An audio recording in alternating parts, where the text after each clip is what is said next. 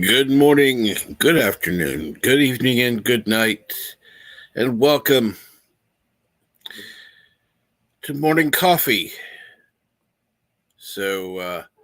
Actually, I normally want to focus on positive things, and I usually want to stay away from the more negative stuff. But this morning, I got a message that really bothered me. Anyone who knows games, movies, and comics or us, I have been a great advocate of his channel.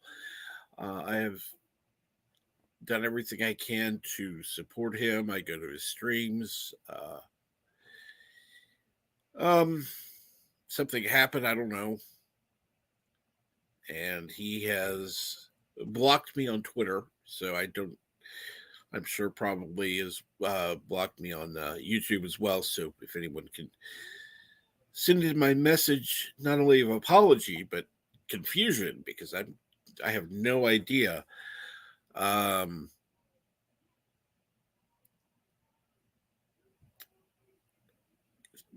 Claiming that I let certain people on the stream, which I don't know what people he's talking about. Um, Even though more than once had he had my back and declared his loyalty, which is true. He has, and he says if I wish to respond in rebuttal, I can. But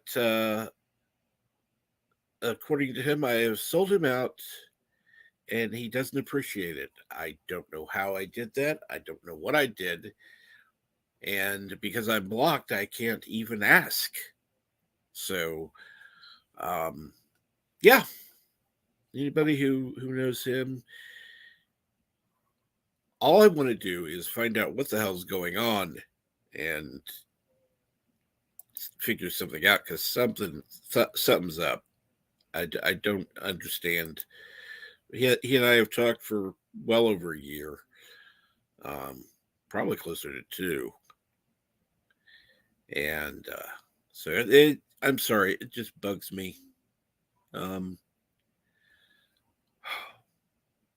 I mean, there are other people that have blocked me, and I just have brushed it off because things happen. But I don't know. Even hell, even last night things were fine. So something happened. I don't know what it was. Okay, now onto the chat. Dr. Alex was early and said, "Hello, Captain Trek." Keely Chow was next in the chat. Said, "Hey, everybody. Good morning." And then George Perez charity stream later today at 5 p.m. 5:05 p.m. Central Time on Tristan Nerdite's newsstand. Let me check that link out real quick. First of all, I don't even know if I'm subscribed to that channel. I'm not. Well, I am now going to subscribe to that channel. There we go. And turning the notifications on. I don't know what it's about, but I guess I'll find out later. Then of course, Stream Elements, or yeah. I love food. Good morning. 47 New York says bonjour from Eastern Canada. I love food says hello there. Christian Fandom Geek, hail chat. Ah, it's your lad, Christian Fandom Geek. Lad, are you? I don't remember where the hell you're from. And howdy, folks. Let's see here. Janeway straight away. Well, sorry I didn't go into that. I needed to get that off my chest. I'll do Janeway and then we'll continue on to the chat. But if anybody knows him, yeah, I don't know what the hell's going on. Just at least try to get him to unblock me long enough to figure out what in the hell's going on. I value the people I talk to, and he's definitely one of them. Listen to me very carefully, because I'm only going to say this once. Coffee. Black. Coffee. Black. While I've got your attention, there are... Coffee first. Well, this mentor would like another cup of coffee. I'm just gonna have to give up coffee. Want some coffee? If I'm not mistaken, that's your third cup this morning. Fourth, and on a day like today, it won't be my last. Coffee. The finest organic suspension ever devised. Commander, set a new course. There's coffee in that nebula. All right, there we go. And people talking to each other. Gorilla says, Keely Chow won't be able to make it to the charity stream. I'll be on my channel getting my first strike probably. What are you going to be doing, Gorillas? By the way, you and I need to talk later.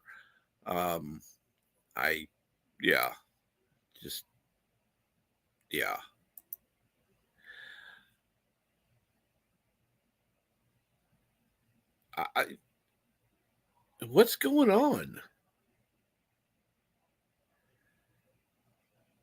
Yeah, I'm in the same boat. I didn't either.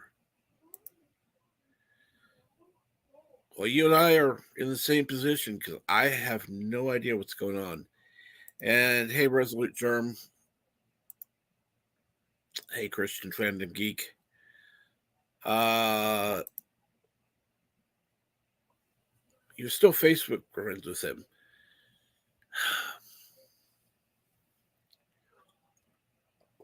Do me a favor, Keely Chow. Add me as a friend on Facebook, please. It's really easy to find me. Just look for Captain Trek Archives, and I'll put it in the chat.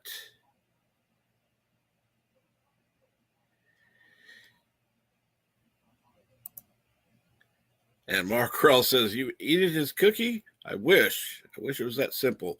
And good morning, brightest day. And good morning, Mexican Iron Man.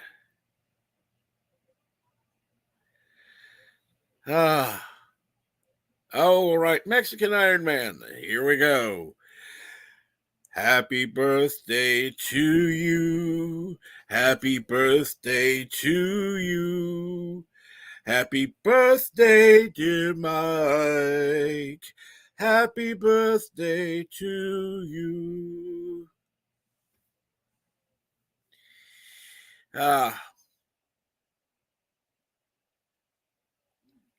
So, my birthday's not for a long time.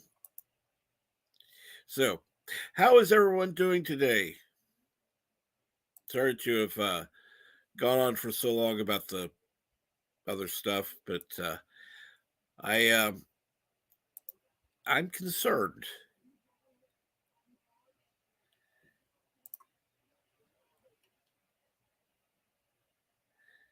So,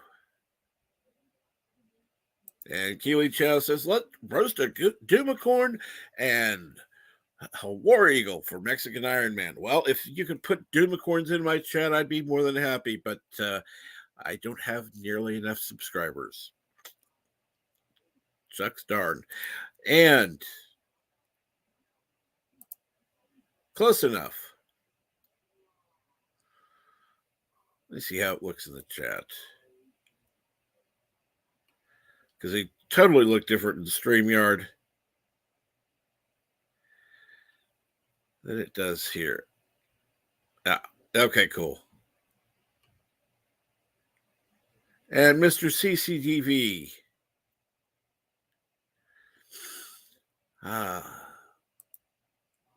I tried adding you to Facebook as well. Of course, we got that. And that. Cool.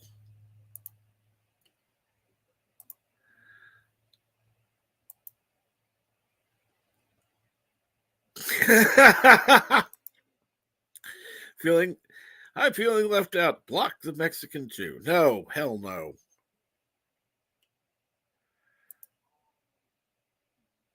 That's and then I did put the way to find me on Facebook. I'll be there shortly. I'm making coffee. I know for me. Yeah.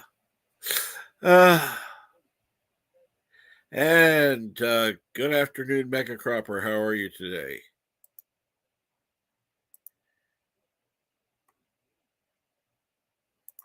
You are welcome. Hopefully you have a happy birthday. And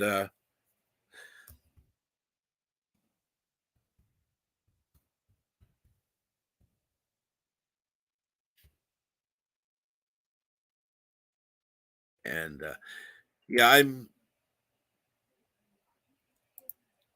and a copyright strike. Nope. Fortunately, thank God that's public domain. I didn't use any background music. If I had, it'd be a problem. But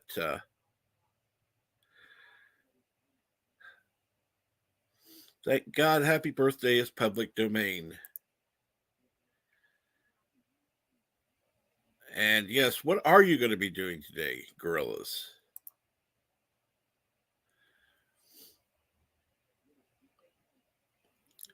I have a feeling that with that misunderstanding, there's going to be even fewer people in my chats than have been. Yeah, it finally went public domain.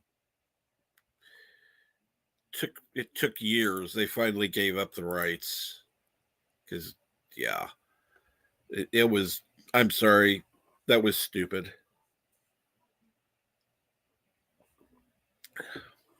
Places were getting around the rule by making another birthday song.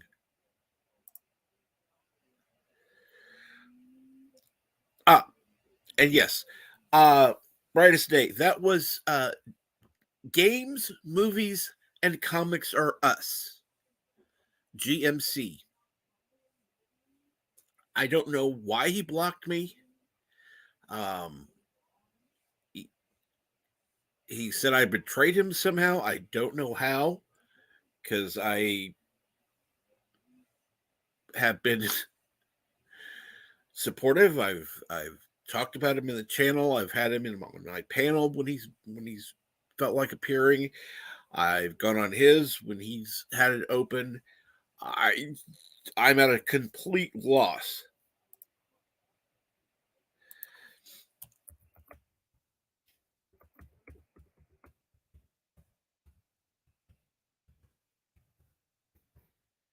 And so, yeah,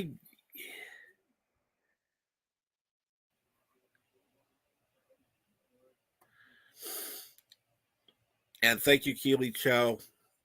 Please subscribe to Games, Movies, and Comics Are Us. Even though there's a misunderstanding, I still consider him a friend, and I would like to get things worked out. I don't know what happened, and I would like to rectify it if possible. And so as to not go into complete whatever, I put the stream link. I put the link in the chat.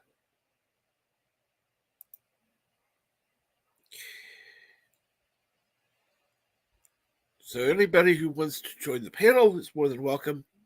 I wasn't exactly planning on this being an open panel, but what the hell? Yeah. Well, there's two of us. I don't know what happened, and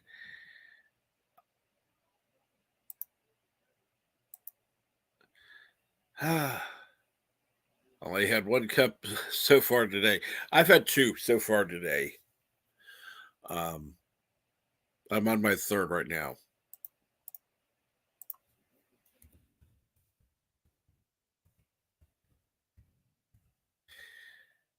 And it's already 4:30 p.m. there. So you must be in the same time zone that Yosef is in. Yosef and Yitzhak, and it's an hour ahead of London. That's all I know. Can't list all the countries that are in every time zone. Don't know them all, for the love of God. I know Belgium is. So is Slovakia. So same time zone as those people. And I don't like having people who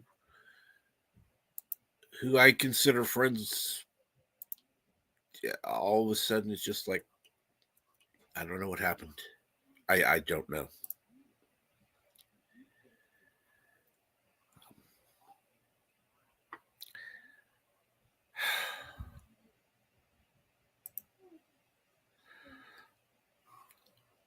Anyhow, anyone who wants to join, thank God somebody's here.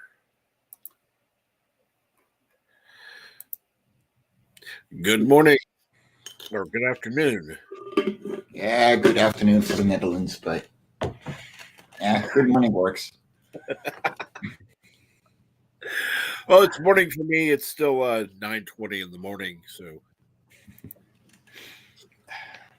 And I know it's morning for Mr. CCTV. It is. I actually just woke up. It's only 7:20 in the morning there. Oh, Made wow. coffee and stoked the fire, and here I am. How you doing, Captain Trek? Doing okay. Doing okay. I was doing good before, but yeah, had that happen, and I'm just kind of in shock. Oh dear. You know. What? I'm sorry. I really was stoking the fire and making coffee. What are you shocked about? Well, somebody I considered a friend online just suddenly blocked me. Kind of gave a reason. Like literally blocked you, or just haven't responded? Blocked. Like literally blocked you. Wow. Literally blocked. That's wild, man. That's wild. You've never said anything to me outrageous enough to get me to block you. So, and trust me, as a recovering soberaholic, if you can offend me, you are with the best of them, and you have not managed to offend me yet. So, well, I'm glad you were able to say hi at least. Thank you, BK Dan. No, it's so easy to block people in general. You know, it's literally one click and you're out of their lives, and you know what? Can't really help it. Yeah, it's odd though that you're not actually out of their lives. It's just a constant reminder that you don't want to make up, I guess, is the. Yeah. It sounds like, a boyfriend-girlfriend relationship every time I say that, but it's true. You don't want to make up with your friends? Block them. Why would you not want to make up with your friends? Well, I can even understand if, because I've had people that I considered friends who things happened, and it was more than, minor misunderstanding. But I knew what was going on. It wasn't out of the blue. Right. This was just, I went to bed last night. Things were just good. And then all of a sudden, poof, what the hell? That is weird. That is very it's weird. the times we live in. It's all digital now, Yeah. Unfortunately, there was a time. Well, no, not unfortunate. Fortunately, there was a time that all three of us remember, I'm sure, where you actually had to talk to people. Wait a second. Yeah. You had to talk to people at one point in your life? Yeah, I did. Yeah, I know. No, it's anxiety inducing, but you have to do it. It's part of life, Well, in some ways, I mean, yes, there are things that you miss from, you know, physical contact that that you don't get on here, but at least Yeah. here there is some. It's not, at least on YouTube, like what we're doing using StreamYard now. We're actually talking. Oh It's not yeah, simple yeah. text. We're actually talking and communicating. That is something that I find difficult in person. It's far easier to do on here. Yeah, It is, and it is. the thing is, it's also easy to ignore everything that happens on here as well. Um, Murder I've Hornet got. says, "I'm sorry I blocked you." What the heck are you talking about? I think it was Okay. meant as a joke, and that's the thing, right? Right, you don't get the context if you don't have somebody's voice behind it. Yes. So often, if you get a text like that, it comes off as mean or hurtful. However, it is often meant as a joke. Mm-hmm. And if you don't communicate with that person through text or voice, you don't get the joke. And so it becomes hurtful and mean, really. But I often look on the bright side of life, right? Like if I were hanging on the cross, you know, always look on the bright side of life. Oh yeah. Yep. Oh, classic. So yeah, that's always been my choice. I always look on the bright side. I know when people are really angry at me. And, I just give it a few weeks and then go back and say, hey, what's up, man? I know Yeah. I made an ass of myself. I'm willing to, say I'm sorry in whatever format you want me to, and we can go on being friends. Exactly. Like, it's actually hearing a voice in the first place makes a whole lot of difference. And yeah, people can misunderstand you still with voices being spoken out loud, but it doesn't mean that it's always that meant like that. And you can rage whatever you want. Just be big enough to, actually dare to talk it out. Yeah, be big enough to open yourself up to um, other people. That's the biggest problem I've seen with this any community. And Yeah. I'm not talking. I was saying this community, like here in this little tiny town of in California, but on YouTube also, because my community on YouTube is a hell of a lot larger than this little tiny community that I live in, right? And so Yeah. you just need to open yourself up and be vulnerable. It's a weird thing to say, but you need to be vulnerable. And now, if you get hurt, well, you get hurt. It happens. Oh, Mr. Londell says pistols at 20 paces. That works too. It does. It does. And they have a modern solution. They have a modern solution for it. They just put two mirrors at a 45-degree angle, and you stand next to each other, and the mirror that actually breaks is the one that loses. Oh well, as good looking as I think I am, I would probably lose that case more often than I win it. No, the point is to see the other person in the mirror, not yourself. Oh well, in that case, I win every time. I'm so damn good looking. With me, they just run away. I don't know what it is.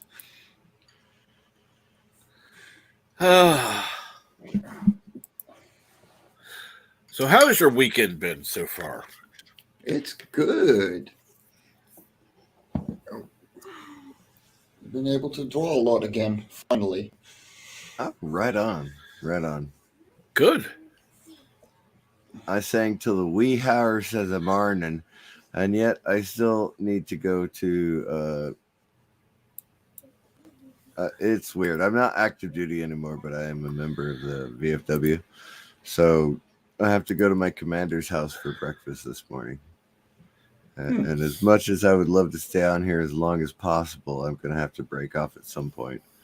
But yeah, it's been a hell of a good weekend for me. Always good to hear. What did I do Friday night? I don't know. If you can't remember, it probably involved alcohol. Oh, it did involve alcohol, as a matter of fact. There we go. Yeah. Oh, the little town I live in rolled up the sidewalks at 8:00 at night. Nice. So I had to come home and drink online. Yeah, that's what it was Friday night. Last night, of course, was karaoke. I'm sorry you missed it, Captain Trek. I'm sorry you missed it. Oh, it's no big deal. I had to get a little bit of sleep, and then I was on Jedi Bills at the end. Oh, you were fantastic. Oh, that's good. I actually did get a little bit of sleep myself last night. I got a new CPAP. Good. Oh, the thing is absolutely glorious.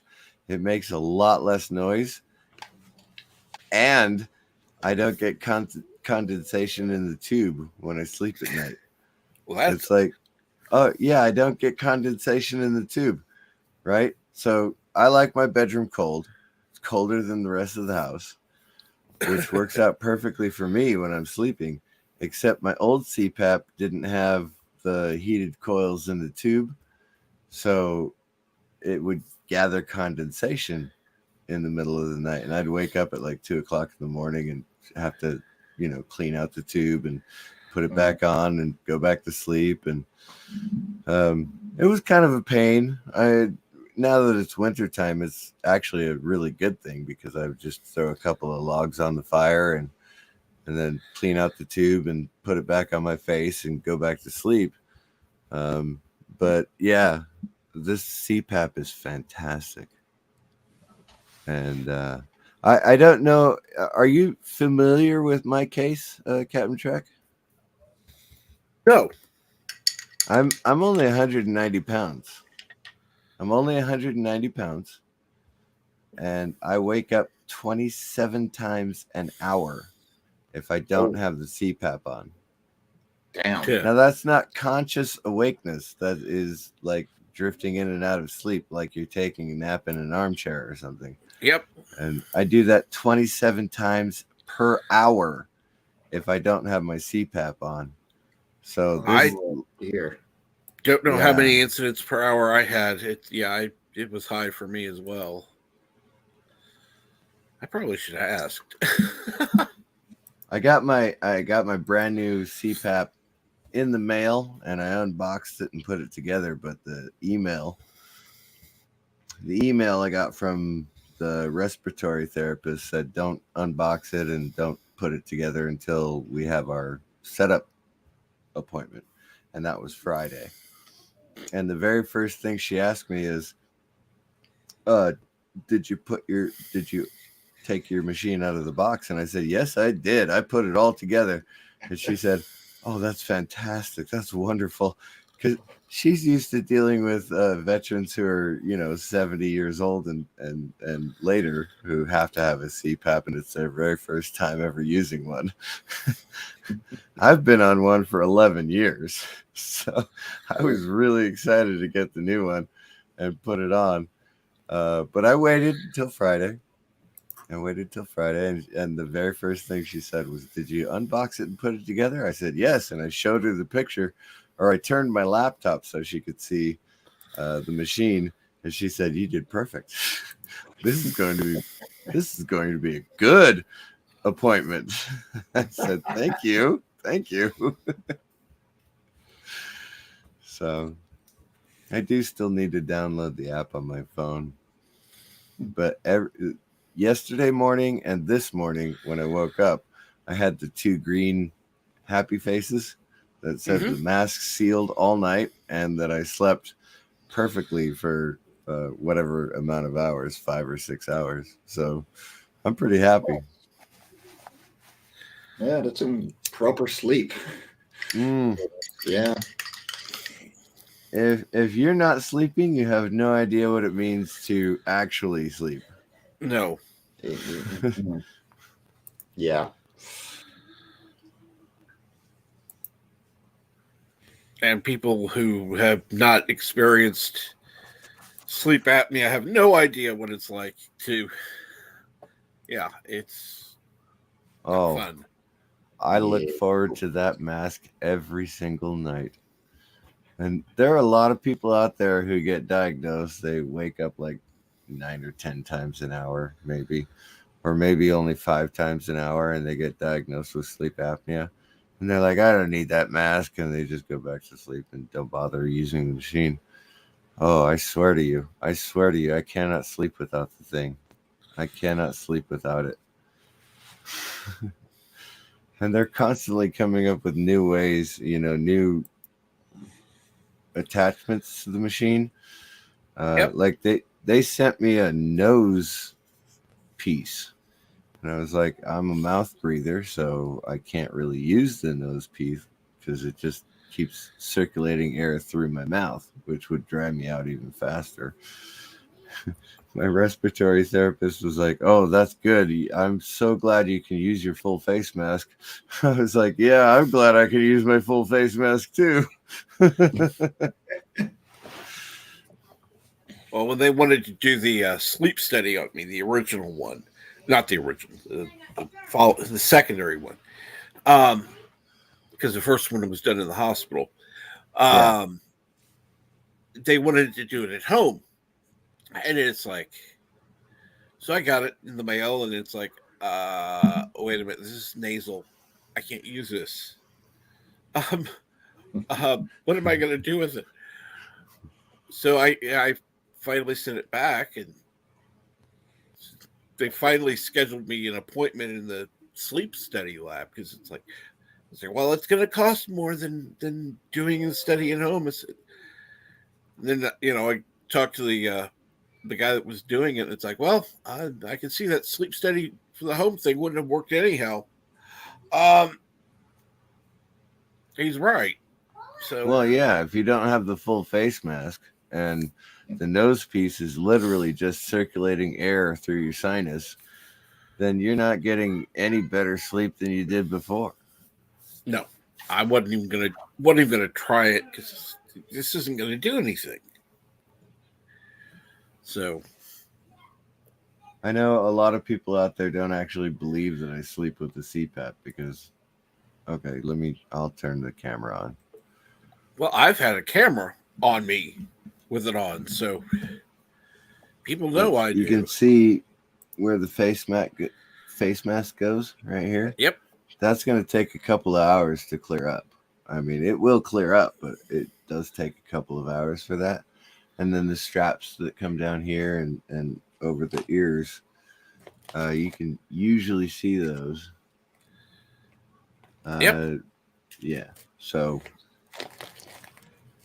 hey, you know what? I'm not ashamed. I've been sleeping with CPAP for 11 years. And as you can see, I'm not a 600-pound monster, right? So I'm not ashamed of wearing the CPAP, and I can't sleep without it, so I'm happy. I'm so happy. It's made to help you. If you're gonna deny the help, then it's all on you. So good on you for actually using it. Every day for 11 years. Actually, every day during my 4th deployment, too. I actually took the machine with me to Iraq. Huh. That may be one of the reasons that the motor was going out and I kept getting condensation in the tube. That may be one of the reasons why. So that might be, yeah.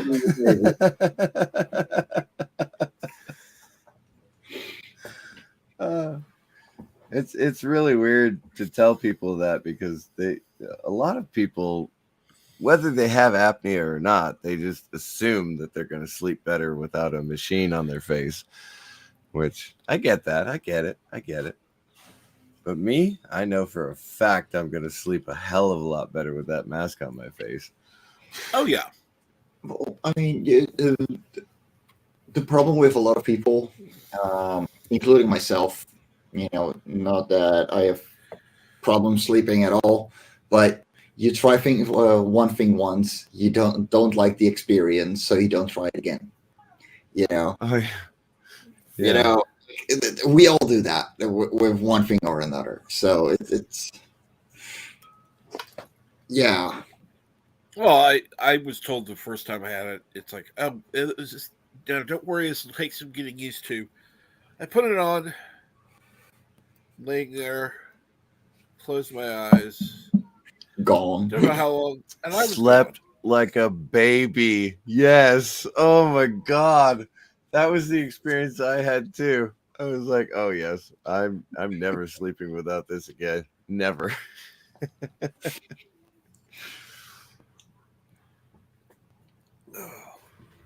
And of course, I've had a couple of times. Power was out for a couple of days, so it's like I would Oh nap during the day when my yeah. Yeah. parents were awake. They could come wake me if something happened. And then I'd be awake all night, not able to do anything, mind you, because Mhm. the power was out. Right. Right. Yeah. Like you can light a candle and play cribbage, I guess. You know? It's like, oh, let's see here. I can light a candle, or I had a flashlight at that point, and so I kind of just sit there, think. Not much to do. Yeah, I know those months. Oh, those are Mm-hmm. hard nights for me. Yeah. Not that power goes out, but you wake up at like 2 o'clock in the morning and you know you're not going to be able to get back to sleep regardless. Those are the really bad nights for me. Oh, tell me about it. That was my entire first 2 months of the year. uh, I've met so many good people since I moved back to California. Not California, the cities, but California, one of the rural areas. Actually, I'm very, very close to Sutter's Mill. Hmm. And if you're familiar with, 1848 or 49, then you know what Sutter's Mill means. It's the gold rush capital of California. Hmm. And Good that's morning, actually, Nebraska scenario. Go ahead. no worries. Yeah. That's actually where I live, is very, very close to Sutter's Mill, where they first discovered gold in California. Cool. And when I first moved here, the town was dead. I mean, there's one thrift shop and one little, what do you call those when people open stores for knickknacks and things?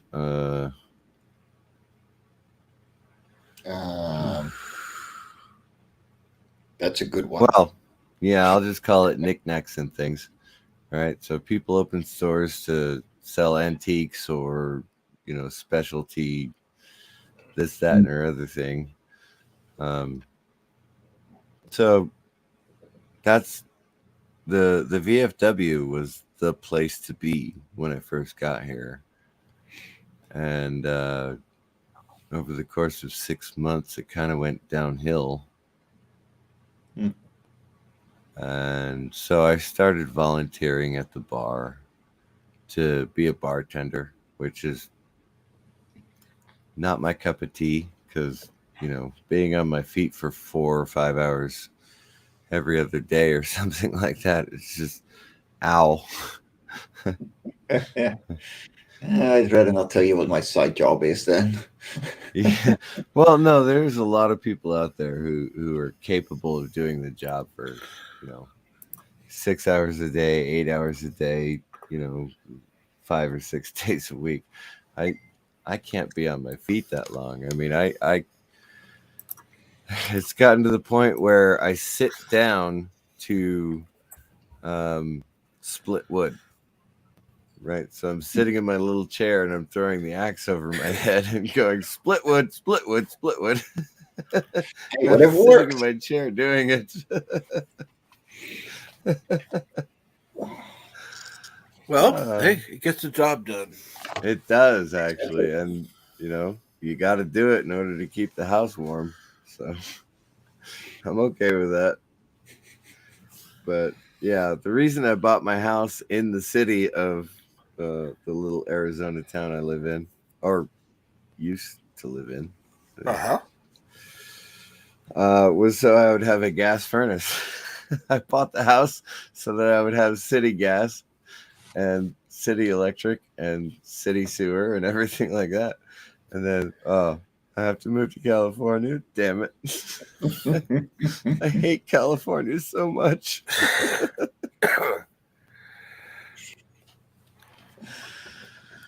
But, despite the fact that we have to, buy propane every 6 months, and we live literally on a well. So if you use too much water, you run out of water. And, you don't have enough gas in the propane tank to run the heater every night, whatever. We're getting pretty close to spring, so we'll be all right. We've got still like 4 cords of wood, so we can live here for happily and comfortably for another 3 or 4 years. It's just weird. I haven't had to do this since I was a teenager, and now I'm, disabled and trying to do it as an adult.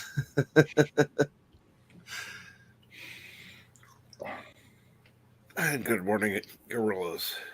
Gorillas, random thoughts. He sang like a boss last night. Cool. He sang like a boss. I mean, Gorilla Random Thoughts, you are welcome to karaoke any and every time. You know that. Man, you picked some of the greatest songs I've ever heard last night. That was great.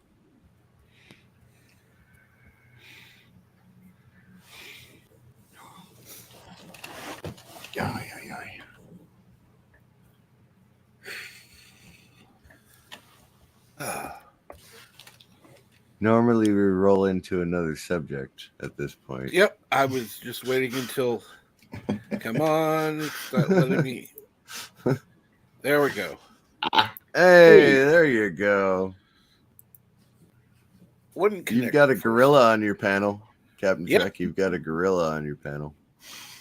He's muted though, so if he's talking, we can. Well, there we go. Well, the song I wanted to sing, I couldn't find a karaoke version for, and that was the world's dirtiest song. Oh, I love that one. But I don't have it memorized to be able to sing it. I know, and I want to do shaving cream every single time I do karaoke. There's no karaoke version for shaving cream. I can't figure that one out. I don't know if you guys know that song or not. No. The shaving cream song. No. I could do Yeah Toast. I woke in the morning and I got out of bed. I went to let my dog out and I stepped in a big pile of shaving cream. Be nice and clean. Oh, shave yes. every Okay. day. Oh, yes.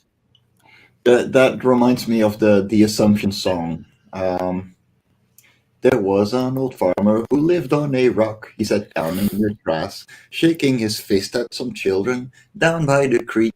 They all had their hands down on their marbles and playthings. At around 4:30, there was a young lady. She looked like a pretty young creature. She sat down in the grass. She pulled up her ruffles, and children were.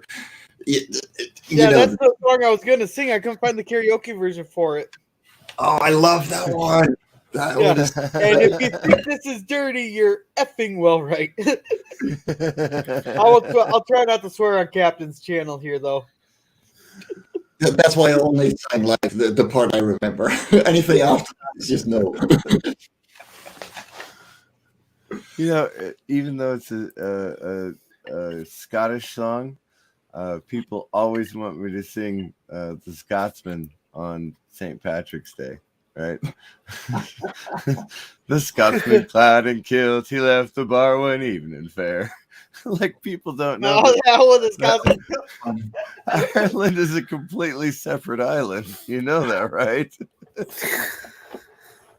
Another one that I really love is Donald Wears Your Trousers on that on the Scotch Road. Donald, where's your trousers? Donald, where's your trousers? Yeah.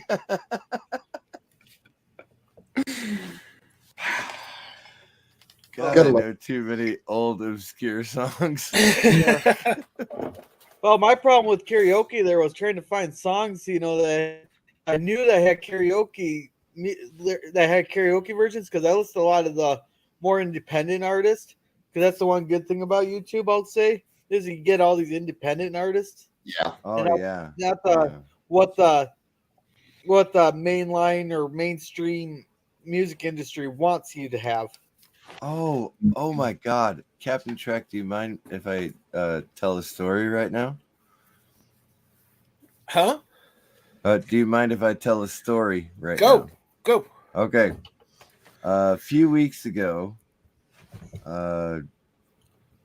the chaplain of our VFW post was contacted by somebody from the state of California saying, we would like to do suicide prevention for veterans, and it's a rural community concept, right? And of course, I live in a rural community, so here I am.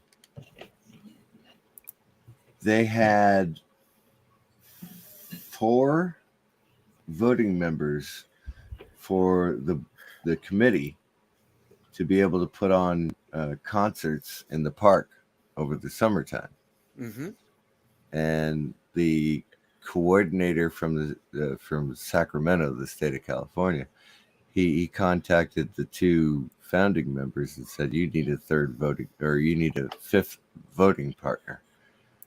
And okay, so the chaplain is a veteran, went to a foreign war, came back, became a VFW member, so they're covered on that point, right? And so, but they needed a 5th voting member, and I am not joking. I met this woman on New Year's Eve this year, and she called me out of the blue a few weeks ago and said, will you be our 5th voting member? And I said, oh yeah, absolutely, I will. Because this whole program is about, preventing suicide, right? Right. And so I was like, absolutely, I'll be a member. I've called the Veterans Crisis Line twice. Of course I'll be a member. I'll even tell my story at every single concert. I'm not ashamed, those of us who even stay positive all the time, we get depressed. We do. So it's absolutely, yeah. I'll tell my story. I'll be a voting member. I'll get as many bands as possible up here to play in the park and the dancing hall and all that stuff. I will be a member of your committee. Absolutely, 100%. The coordinator from Sacramento said, yeah, I'll give you a couple of months. As long as you get back to me in 3 months, we'll be able to keep on going, because the concert series is going to start in May or June or something. Right. And I was like, let's see, 3 months or 3 hours, which would you prefer it to be?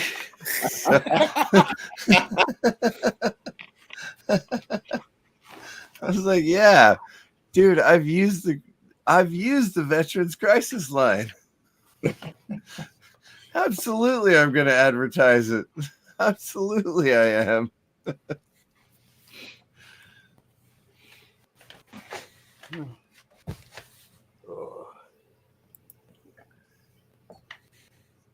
I guess that wasn't much of a story, was it? Yeah. It was definitely a story. Oh, yes. Yeah, Yeah, no, and yeah, like post-traumatic depression is a thing. Yeah. Whether it's as a veteran or from whatever other. Oh yeah, any Terrible. other kind of traumatic event, absolutely. So yeah, no, like it matters a lot. So yeah, good on you, man. I'm really Hey, glad did you there's those. guys? Hey, did you guys hear that the Russia and Ukraine have agreed to start peace talks? That's No, great. I hadn't heard that. Yeah, it happened about 45 minutes ago. They're going to meet at the Belarus border. Good. You are aware that the peace talks in Korea took a year and a half. Yeah, but at least they're getting started. At least after they're getting Ukraine- started. Yes, absolutely. Yeah. Well, We'll see I don't watch the news, so No, I just happened to catch it when I was strolling through the trending. I can't be recalled to active duty, so I don't bother. I'm not running for office, and I'm not, in danger of going to war again. So Eh. I just stay where I'm at and enjoy my life as it is. Well, Mr. CCDV, if you ever run for office, I'll vote for you. Thank you. We need some we need an sane person in the office. I don't think there's a lot of Californians who would agree with you. Well, California don't count.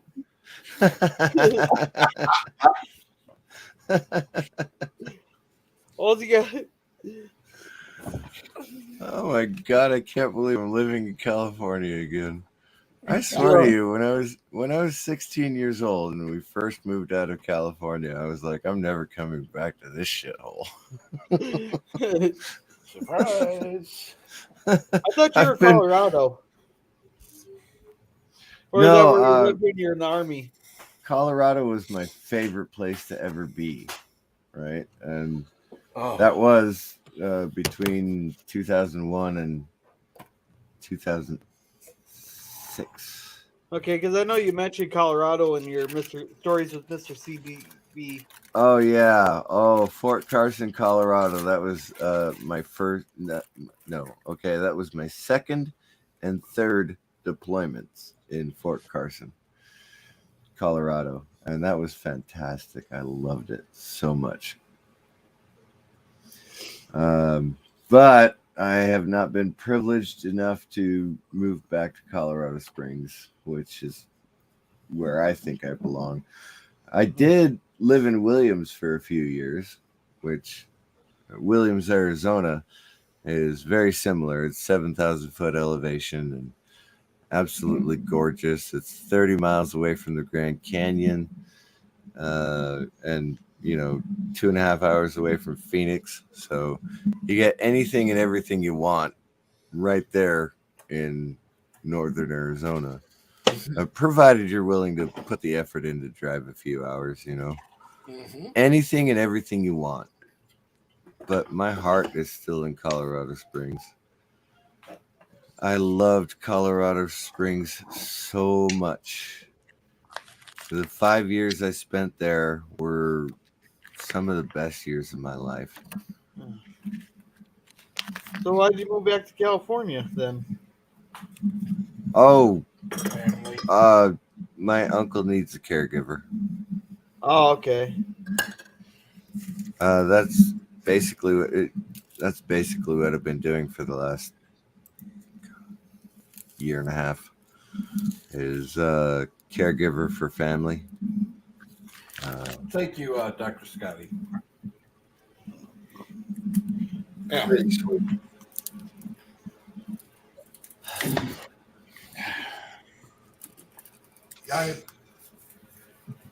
You've been working a lot for your family. Year and a half now. Year and a half. I've put myself on hold to. Now, mind you, It seems like longer. yeah, my brother had his stroke in November of 2000. Just a sec. I'll be right back. I gotta go yell at the kid. Go. All right. So yeah, a year and 3 months. Year and 4 months. What month are we in? We're still in February, right? That's correct. Yeah, Okay. last days of February. A year and 4 months. Year and 4 months I've been a caregiver. And, you know, when it rains, it falls, right? My brother had a stroke, so I moved in with my mom to take care of her. And then we got him out of the hospital in February of 2020. And so I was taking care of him and my mom. He is settled in my house in Arizona. And my aunt died 2 months after my mom died. And I've been living with my uncle. God, my timeline is all screwed up. Sorry. No problem. No problem, dude. No problem. But yeah, I've been here in California for August to February. That's about 7 months, right? So yeah, I've been living in the state that I hate for 7 months. Nothing but respect, though, because not many people would put themselves to the side as much as you are right now. So, respect, man. Thank you. Thank you. Are you familiar with the what do they call that? Love languages, I guess. Right. There's five or 7 love languages or something. I never really paid attention to that psychology crap. But oh, you mean like verbal, physical? right. Okay. Exactly. My mind went to French. So no, I get you. Okay, yeah. Yeah, you got the verbal and the sensational, you know, when people touch you and things like that. And I've always been a giver. Giver. Literally. So I mean, I'd give you the shirt off my back if I saw you freezing on the sidewalk. You know? I'm the same way. Yeah. The rest of my family, not so much. So I bounce around from house to house.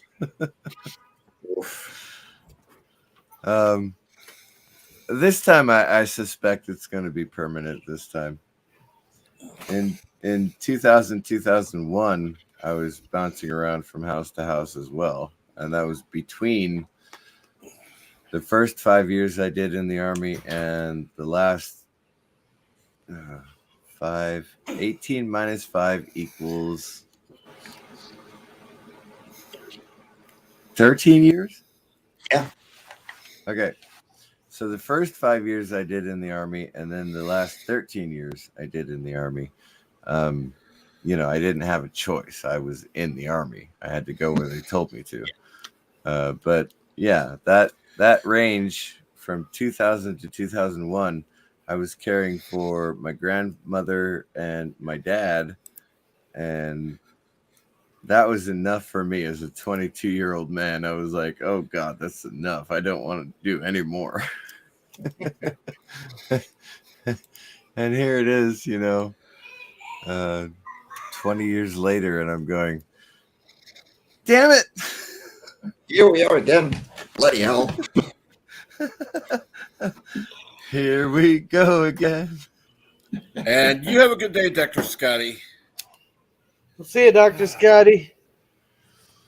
So when I get to sneak away and close myself off into the computer room, I take my time and enjoy my time in the computer room, because the rest of my week is taken up with serving other people.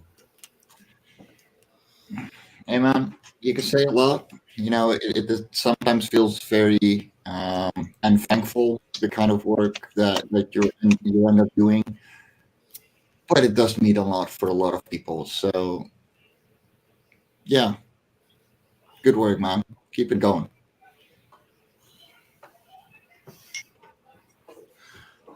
Thank you. Thank you. Yes. It took me 15 years to start saying thank you to people who told me thank you for your service. I know, right? Thank you. And I it oh God Almighty. Okay, so most of the time I feel like I don't deserve the thanks because it's my personality. I'm a guy of service, right? But it took me a long time to accept that I deserve the compliment. So, Yes. yeah, it's hard, because you're doing it for someone else. So why would you need the compliment, you know? Yeah. And Yeah. And this kind of conversation makes me very uncomfortable because I feel like I am doing the service. Therefore, when the service is completed, you can say thank you. Just I don't know. I guess I've just never been able to accept a compliment. it's hard. And sorry for making you uncomfortable. That is never the intention. Um, but yeah, Well, it's really hard to. It's hard to be myself and not say, oh, I did this and I did that and I did the other thing. And people are like, you really did? You've been doing that for so long? Really? And it, I don't, oh God, it feels like I'm bragging, Yeah. That's how it feels to me, like I'm bragging. Like, yeah, oh yeah, I did this, And and I'm still doing that and the other thing. It yep. feels to me like I'm bragging. Yeah. So I hate it. I hate the way I feel when I and good say, morning, yeah, I've Eric done this and Sander. that and the other thing. Good Good morning. Hey, morning, Eric. Eric Sonder. Good morning. Hey, Mr. CCDV, there. I got a story you'll really appreciate. What's the laziest thing you've ever done? Because you can't top this one. I Oh have to boy. admit, the laziest thing I've ever done is sit in my recliner and watch TV all day. All right. Well, the captain's quarters on our Navy ships and that, or the captain or the officers' mess halls. There's I wasn't in the Navy, but I understand the concept. Yeah, go yeah. ahead. Well, this high-ranking officer, he went into the officers' mess hall there. He sat down in the one chair that had the sun shining in through the port view, and he called up on the radio there and told him to adjust the ship's heading by 15 degrees. And the other guy that was in the room was watching as the sun slowly moved out of his eyes there. So instead of adjusting his chair or picking any other chair, he sat right in the eyes and he had all the ships adjust their heading by 15 degrees so the sun would be in his eyes. I remember that story. I love that one. Oh my God. Yes. It's such a good one. Yeah, like the high ranking officer literally called in the mess hall because the sun was in his face and he didn't want to move. So he called and like, yeah, could you turn the ship like 10 degrees that way? And see the ship move, see the sun get out of his eyes, and he starts eating. Oh no. He didn't say, could you move the ship? He said, do move the ship 10 degrees.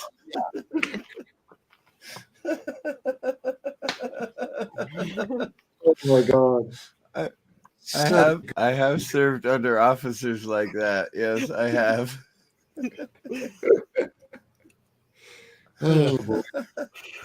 So if you ever feel lazy, just remember that.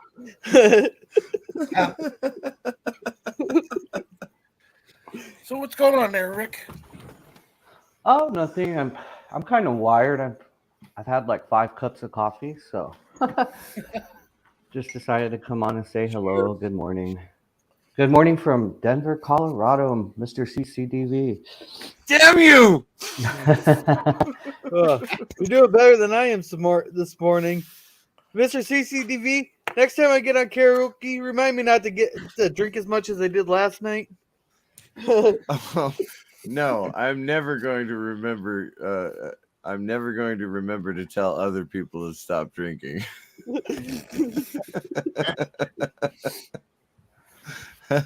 You realize that my avatar is often the Drunken philosopher. The drunken philosopher. Yeah. You can blame me. Thank for that you, one. Captain. Thank you, Captain Trek. Yes. I'm trying to. I'm sorry. I'm trying to upload my IDIC to my. I don't mean to be just a black square. But let's see. I Edit. have no idea. I bought a brand new laptop, and I honestly have no idea how most of my avatars migrated to this laptop. I really don't. The cloud. I know I logged in with my Google account, right? So that's probably the thing, right? Yeah. All my avatars migrated from my old computer to my new one. So it's just whatever. But thank you, Captain Trek. Yeah. And you notice that philosopher is spelled wrong. Yes. Yeah. That was the very first night that Captain Trek said, "Hey, you should change your name to the Drunken Philosopher." I was like, okay. So I typed in Drunken Philosopher.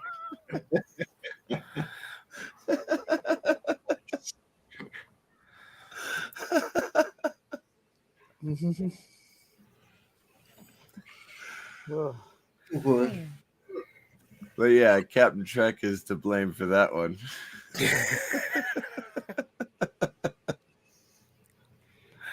Oh, I remember that.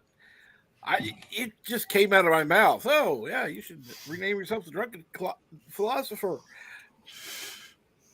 because you were kind of philosophizing things, and so it's like I do that often, actually. Yeah. But the funny thing is, like the philosophers of old, right? Plato, Aristotle, all that stuff. They just came up with stuff off the top of their heads, and it was like, okay, well, that's a concept that we can all deal with, and it worked for them. So now that's me. I come up with crap off the top of my head, and people like it, and I go, fantastic. And how are you doing, the lovely Sherry? Oh, the lovely Sherry and NB Geeks Grandpa. Hey, How you doing, brother? God, I was so looking forward. Hey, Omni. Hey, MB. Omni Good morning. is playing Morning, NB. something. He's playing Battlefield 2042. Thank you. I'm playing well, I'm not playing it right now, but I'm playing the New Horizon Forbidden West. Yeah, it was kind of funny. I bought the game for my son because I know he loved the first one and I enjoyed it. And then when I went to go visit my daughter, kind of find out she also bought the game for him, and I picked it up on my way back. So now we both have a copy of the game. I didn't have the heart to tell my daughter I'd already bought it. I was just like, I'm just going to shut up. Right on. Right on. And it's Courtney's Fellowship of Oddballs has joined us as well. Hey, Courtney, how are you? Sorry about that, Captain Trek. I'm so used to being a host or a co-host. It's weird, just being in the chat or being on the panel and not saying anything. Sorry That's about no that. problem. No problem at all. I just Ah, want to know if you Guess started the guy growing it. be recognized. So yeah, thank you're you. not the only face anymore. I just want to know if CCDV has started growing his mustache back. Oh, for crying out loud, really? There we go. That Oh, is- thank God. Back to normal. Oh, thank God. He finally looks normal again. It was scary seeing him without the twirly mustache. It was, yeah. My face was gaunt, and where the hair was all white. It's just weird.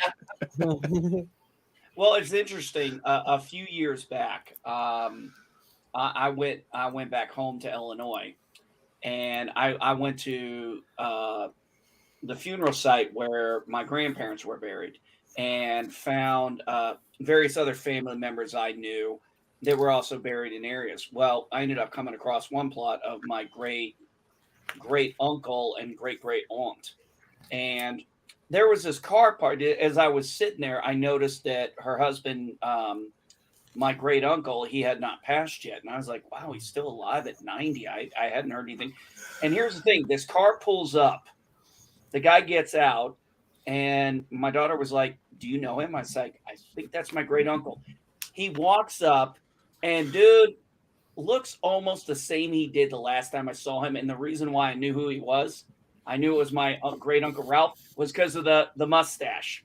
He always had that mustache. He had that ring, the twirly mustache thing, and he still had it. And he didn't recognize me at first. He goes, I don't recognize you, which was understandable. He hadn't seen me since I was young. And I said, I'm your great nephew. And at first he thought I was my father, and I said, no, I'm my father's I'm my father's son. And then he remembered who I was. Yeah. And I spent like 20, 30 minutes getting to talk to him. That was fantastic. I went through that conversation multiple times. Yeah. Well, and be there. That tells about what way I go whenever we have a family get together or there's a funeral or something. Nobody knows me by my name. They just know me as Steve's boy. Go, hey, you're Steve's boy, aren't you? Nobody remembers my name, but they know who's my dad. Gorillas, I still think you should change your avatar to Mugato. That'd be cool. Well, I tried to, but the pictures don't like to save on my laptop for some reason. Like they'll show up like in the folders, but when I go to Streamlabs to change to add them, there it doesn't transfer over. It took me forever to get. I had to actually do the Gorilla thing on my phone there.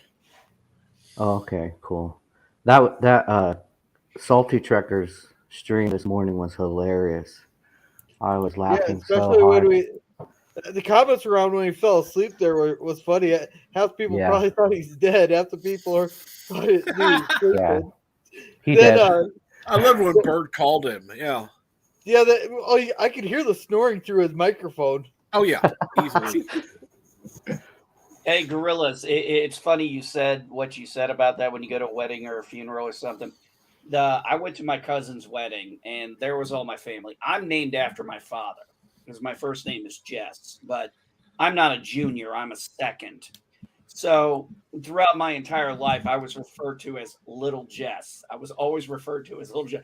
So I'm at this wedding of my cousin, and one of my other cousins, just because I have a fucking shit ton of cousins, I've given up on trying to figure out what cousin is what level. First cousin, second cousin, first cousin once removed. Yeah, I'm like, I don't have time to figure. They're all your cousins. Yeah, exactly. Yeah. But out of the blue, after the wedding, we were sitting down having the dinner and everything. And all of a sudden, my cousin Castellan was like, Little Jess. And I just turned around and looked and like, yeah. And I was like, wait a minute, what did you just call me? I'm like, I can't believe I just asked you. So at least they remember your name. Courtney, it's Courtney's Fellowship of Oddballs. I don't.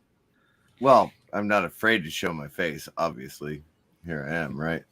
But the problem is this: like, I'm online so long that I have to open a pack of cigarettes and light a cigarette, or scratch my nose or something. And well, I got a bad glare behind me. That's why I turned my camera back off.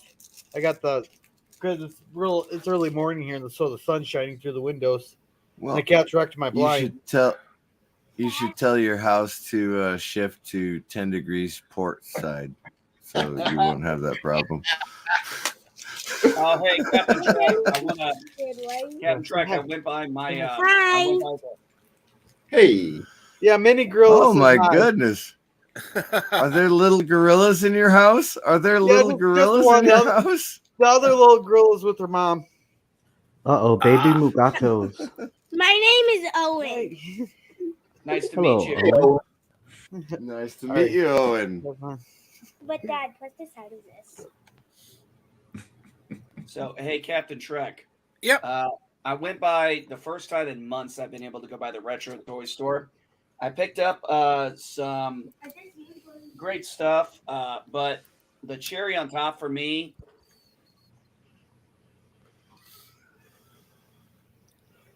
That's why I don't keep the camera on most of the time. Yeah. Wow. Let me get to that. Ah. Nice. Yeah, I picked up some Universal monster movies, so I got like The Bride of Frankenstein. I got classic Dracula and one of my personal favorites, this one here. These were new; they hadn't had these in, so this was a first. Bela Lugosi. I mean, OG Dracula. They have the smaller Frankenstein's monster, but I already have. I've shown it to you before. I already have a Frankenstein's monster, so no reason to buy another one. But when I went up there to pay for those three, I look up on their wall, and then I see it's one of the alien Marines from Aliens, and then I look and I realize it's Hudson, and I'm like, just take that off the wall and put it down here. He goes, no question. I'm like, I didn't even know what the price was going to be. I'm like, I don't care. I'm like, this fucker's going home with me. Do you see any Star Trek toys, Envy? No, actually, unfortunately, that is something I have not seen a lot. They have a lot of Star Wars toys that if I took a picture of my door in my den here, you would see it's almost virtually covered with Star Wars characters. Yeah. Almost everything. There will be no sequel Star Wars characters ever. I'm just pointing that out. I saw that Playmates is making new Star Trek toys. I saw like Prodigy figures, which I'm really not that interested in. But if they make the Prodigy tricorders and phasers, I think that would be pretty neat. Prodigy might be, considering it's on Nickelodeon, might be their best toy line when it comes to what's currently on Star Trek. Because let's be honest, you're not, it's so funny. They made a toy line on Terminator game and Terminators and Aliens back in the 90s, and kids bought them up and parents bought them up. But oh my Lord, you rarely see a toy for Star Trek anymore. Right. Unless you go to a convention or something. Now, I have to admit, I've only seen the first episode of Prodigy. Is it any good? Really? I mean, I think it's. I thought it got a lot better. Yeah. So, Well, I think it's pretty good. My kid loves it. Yeah, it gets better and better. That's what it was intended to do, is get kids involved. Yeah. Right? Well, I'm finally glad there's a Star Trek show, at least, that I can watch with my kids. Because I won't watch Lower Decks or Discovery with my kid or Picard. Yeah. Star Trek Lower Decks is like something you would expect on Adult Swim, right after Archer or something. Yeah. Yeah.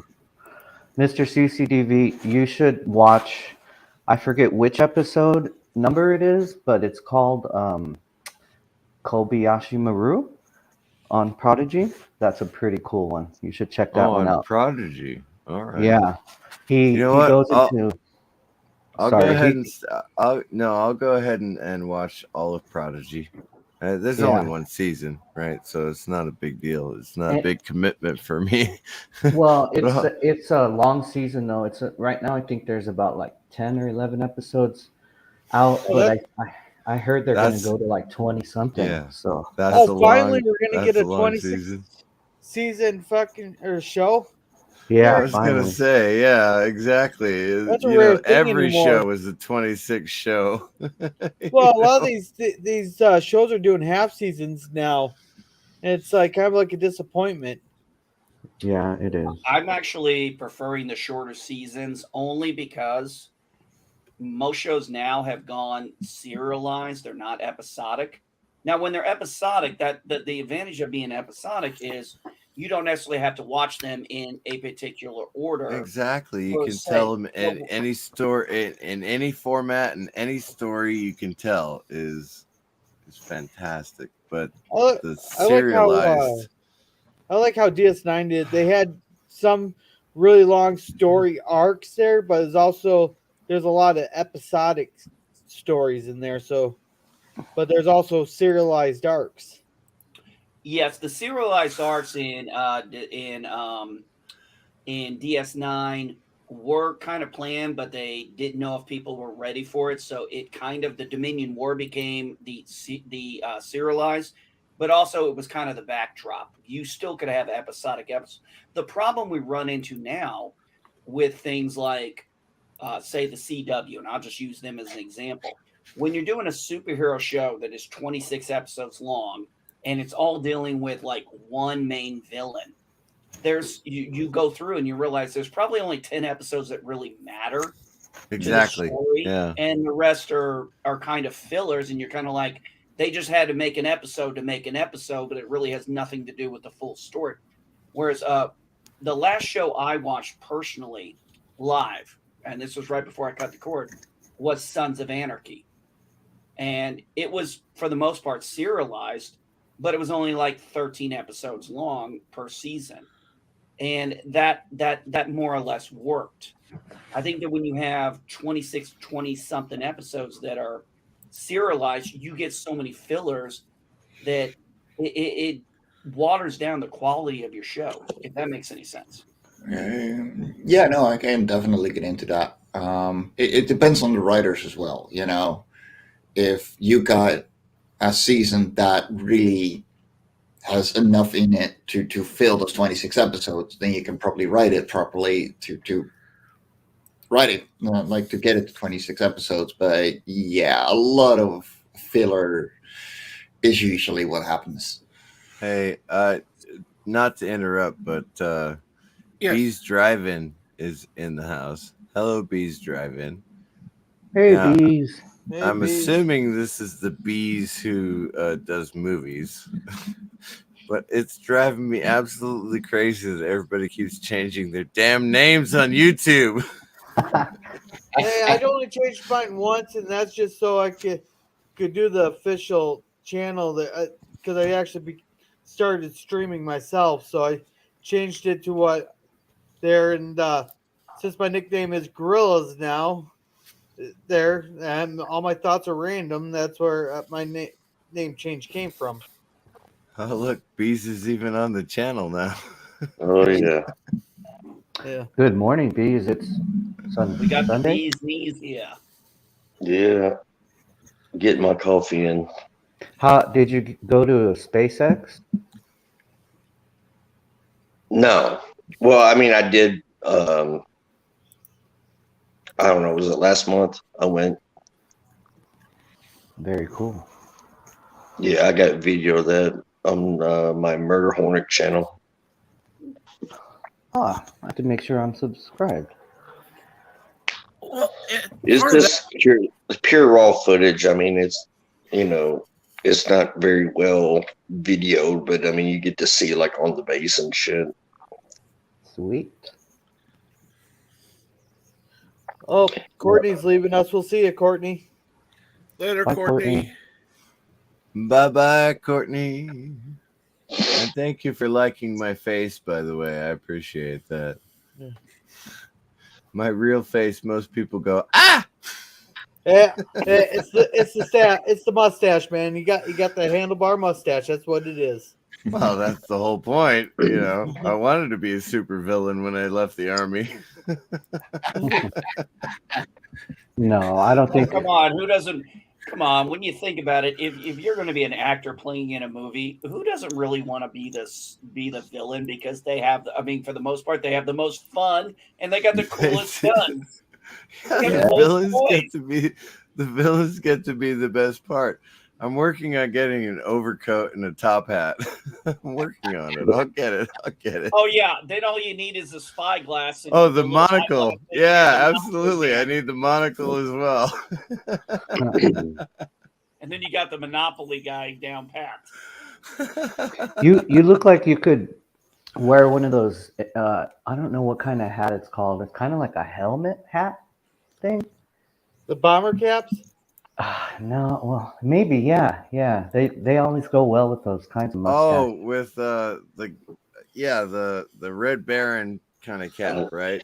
Yeah, exactly, Mr. Yeah, CCTV. the leather cap that has the You just remind me of that song Snoopy versus the Red Baron.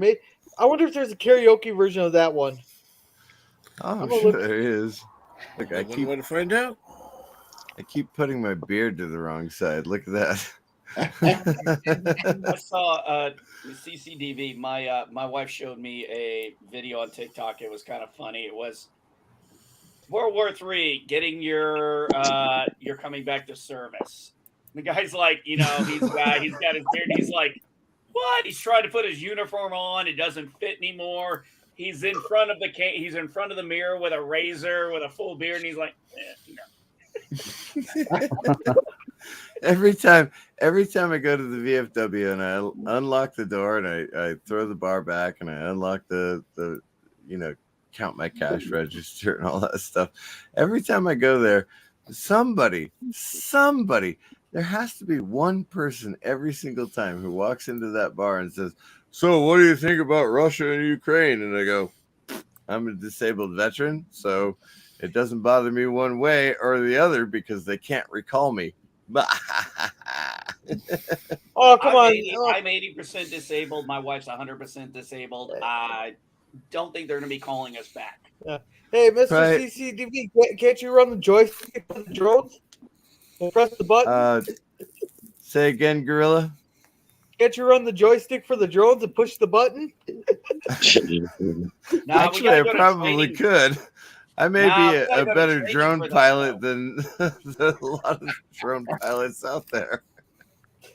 Hey, CCTV, I remember a few years before I got out of the Air Force, there were assignments available for people to go over and be Predator and Reaper pilots, drone pilots. And it was great because it was open up to enlisted folks. So there were a lot of enlisted who were, jumping on this because they were getting bonus pay for it and stuff too. And I'd be like, well, shit, yeah. Oh, hell yeah. Yeah. As a matter of fact, the reason that I left the Army at 18 years and 3 months, without retirement, by the way, I'm still a little bit bitter about that. Is because I switched to contracting officer, and as an Air Force guy, you know what a contracting officer is. Yep. Yeah, that's I often say contracting officer, and everybody thinks, oh, you're the guy who controls the people who build stuff. And I go, no, a contracting officer is far more difficult than that. But yeah, okay, go ahead. That was the one job I knew people who had, and it was like one of the worst jobs in the world, being the contracting officer. It's not actually that bad of a job. I mean, what is really, it actually? The government, our government, the United States. I don't know where you guys are in the world. I know NB Geeks knows this. I went to San Antonio, where the Air Force Base in San Antonio, Yeah. basic training base. What's it called? Training base. God damn it! Now I'm drawing a blank. I wasn't there very long. Well, no, of course, Lackland. There you go. Yes, Lackland. There you go. Sorry, Lackland Air Force Base in San Antonio. I went there for contracting officer or contracting specialist training. Mm-hmm. And I spent 8 weeks there. And God Almighty, the Air Force treats their people far better than the Army. Oh yeah, that's definitely true. So much better than the Army. That is true. I was hearing rumors in boot camp, Air Force were getting like steaks and all that shit. Well, I'm going to tell you this. When I went to prior service, sister service down in Lackland, they do got better accommodations. I don't know about steak, but yeah, well, that was the rumor going around us. Yeah, we had one of the TIs because they were the ones instructed. It was 7 days long. All it was a bunch of us from prior services, and we just went through, hey, get your pay, get your write-ups done, get your uniforms, get a little used to Air Force customs and courtesies, and that was pretty much it. So it was pretty easy there. When I got to Lackland, Lackland, or sorry, NB Geek, Grandpa Geek. I want you to explain why you are saying prior service. Because I was in the Marines for 4 years before I joined. Exactly. Yeah. Exactly. The Marine Corps, the Army are very, very similar. Now we got better food. We got better food in AIT. Oh, we did get better food in AIT. Oh, good Lord, Killer Bees, you are rocking it today. Now I'll tell you what. You know when I finally got better food? When we went from MCRD San Diego to Camp Pendleton, and guys like me were finally taking them. See, I had to have a little badge over here that said diet because I was 200 pounds when I went in. By the time I left boot camp, I was 165 pounds. They starved my ass. And I was literally losing 5 pounds every 2 weeks. And finally, around week 7 or 8 of 13 weeks in, the senior DI comes in. He goes, diet recruits. And we all get up and go, diet recruits, aye, sir. Take off those fucking badges. So we finally got to take our diet recruit thing off and actually eat a full meal. My brother actually joined the Marine Corps while that was still a thing. I mean, I'm not joking. My brother was like 270 pounds when he joined the Marine Corps. And he came back from basic training at 190 pounds. The dude could throw a rock a mile. Yeah, you come back pretty in good shape. Oh God, nothing I had even fit me. I had to buy all new clothes. Yeah, I was 150 pounds when I joined the Army. When I got out of basic, I was 170 pounds, and that was because I was putting it all on, not because I was taking anything off. I was putting it all on. So that 20 pounds was all muscle, baby. Hell yeah. What was funny for us was when we were diet recruits, we'd go from a 4-man rotation in our squad down to a 2-man. So we had to, line up and get in 2 lines. And then all of us diet recruits, we had to get in the rear because we would get our food. And then the DI would look at it and he would tell us, he'd be like, half the meat, nothing on the salad. So dressing on my salad. Uh-huh. And I was only allowed to eat half my protein. So we'd get up there, and then after we were done, we had to get up in the chow hall, present what we had left over to the DIs to show we didn't overeat. And I was so damn hungry. I got to a point after they checked mine, roughly a few seconds later, before I took my tray to the cleaning area, I'll grab whatever's left and shove it in my fucking mouth. I never got caught. So UNB is absolutely familiar with the scene, right? Is this a jelly donut? Oh God. yeah. Well, I'm an Army brat, and I remember when we were overseas and I was a young kid, we lived on, I guess it was the Army housing, but in the basement is where they would store all their supplies and stuff like that. Oh And yeah, they never locked anything. So we would go down there as kids, and our hands were skinny enough to fit through the bars of the storage areas, and we'd steal those MREs, and we would go to town on those MREs, man. I remember those. That was our Oh, in childhood. boot camp. Boot camp, Wow. we had cigarettes, we had dip, we had Hustler magazines, but we all had them hidden in the ceiling.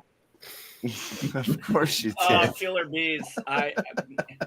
Killer bees. I had one time during one of our formations. It was one of those rehearsal formation, or it was an inspection formation, and I remember one of the formations. I don't remember which one it was, but the guy came up, inspected my rifle. I did manual of arms. He took my rifle, and he was like, "What do you see at?" And he was asking this same question to everyone. What do you see at the end of this time? And people were like, I see myself becoming a Marine, sir. He got up to me and leave it to me to be the guy who says something totally off the wall. He was like, what do you see at the end of book? I said, sir, this recruit sees a Newport menthol cigarette.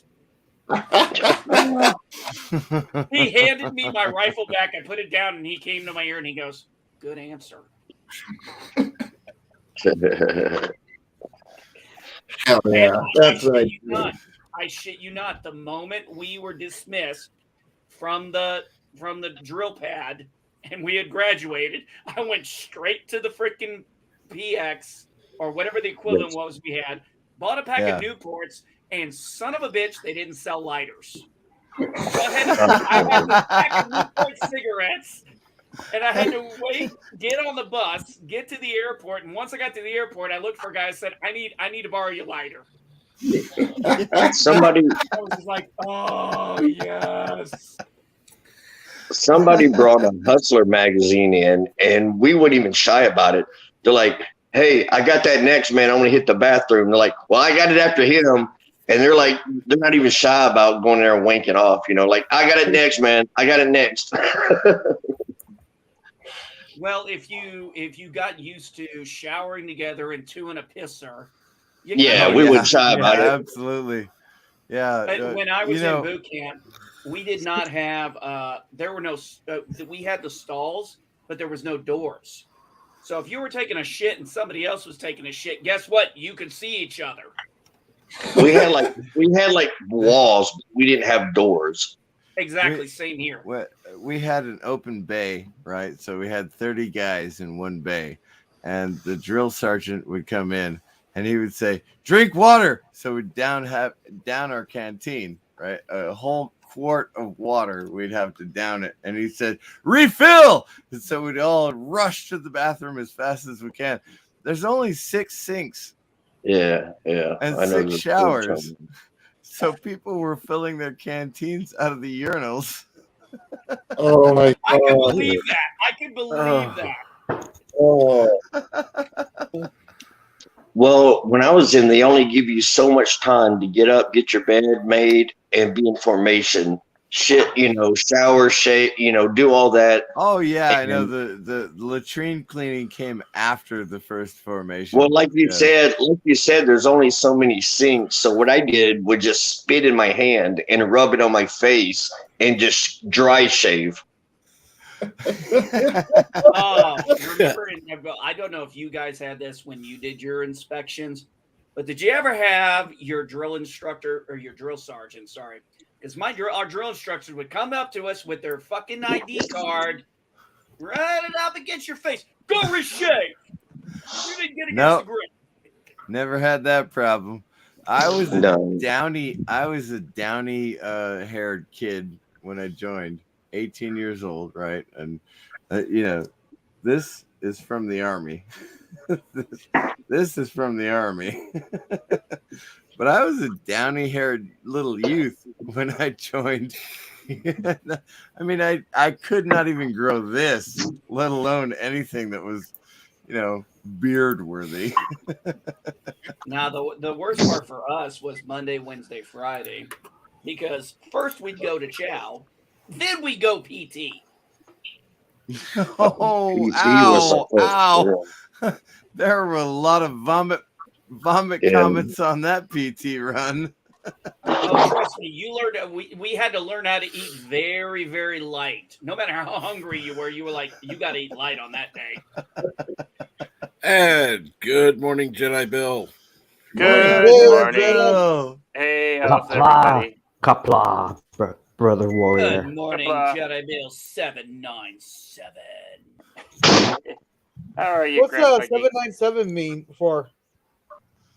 He explained it one day. It's the year that I fell in love with Star Wars. It's the year that I fell in with my NFL football team. And 9 was like the month of his birthday. Denver Broncos. Go Denver Broncos. Go Denver Broncos. Broncos football rules. They're my new team now. I don't even know who won the Super Bowl. I don't care. And one of the reasons I leave my avatar on is because I do drink in the morning. I know that's a very hearty breakfast. Yeah, it's an unfortunate thing for a lot of people. For me, it's just pain reliever. But I don't like to show that on YouTube, so I use my avatar most of the time. Like, no people judging here, bro. No judgment. I've drank in the morning too. I used to until I realized I had epilepsy. So.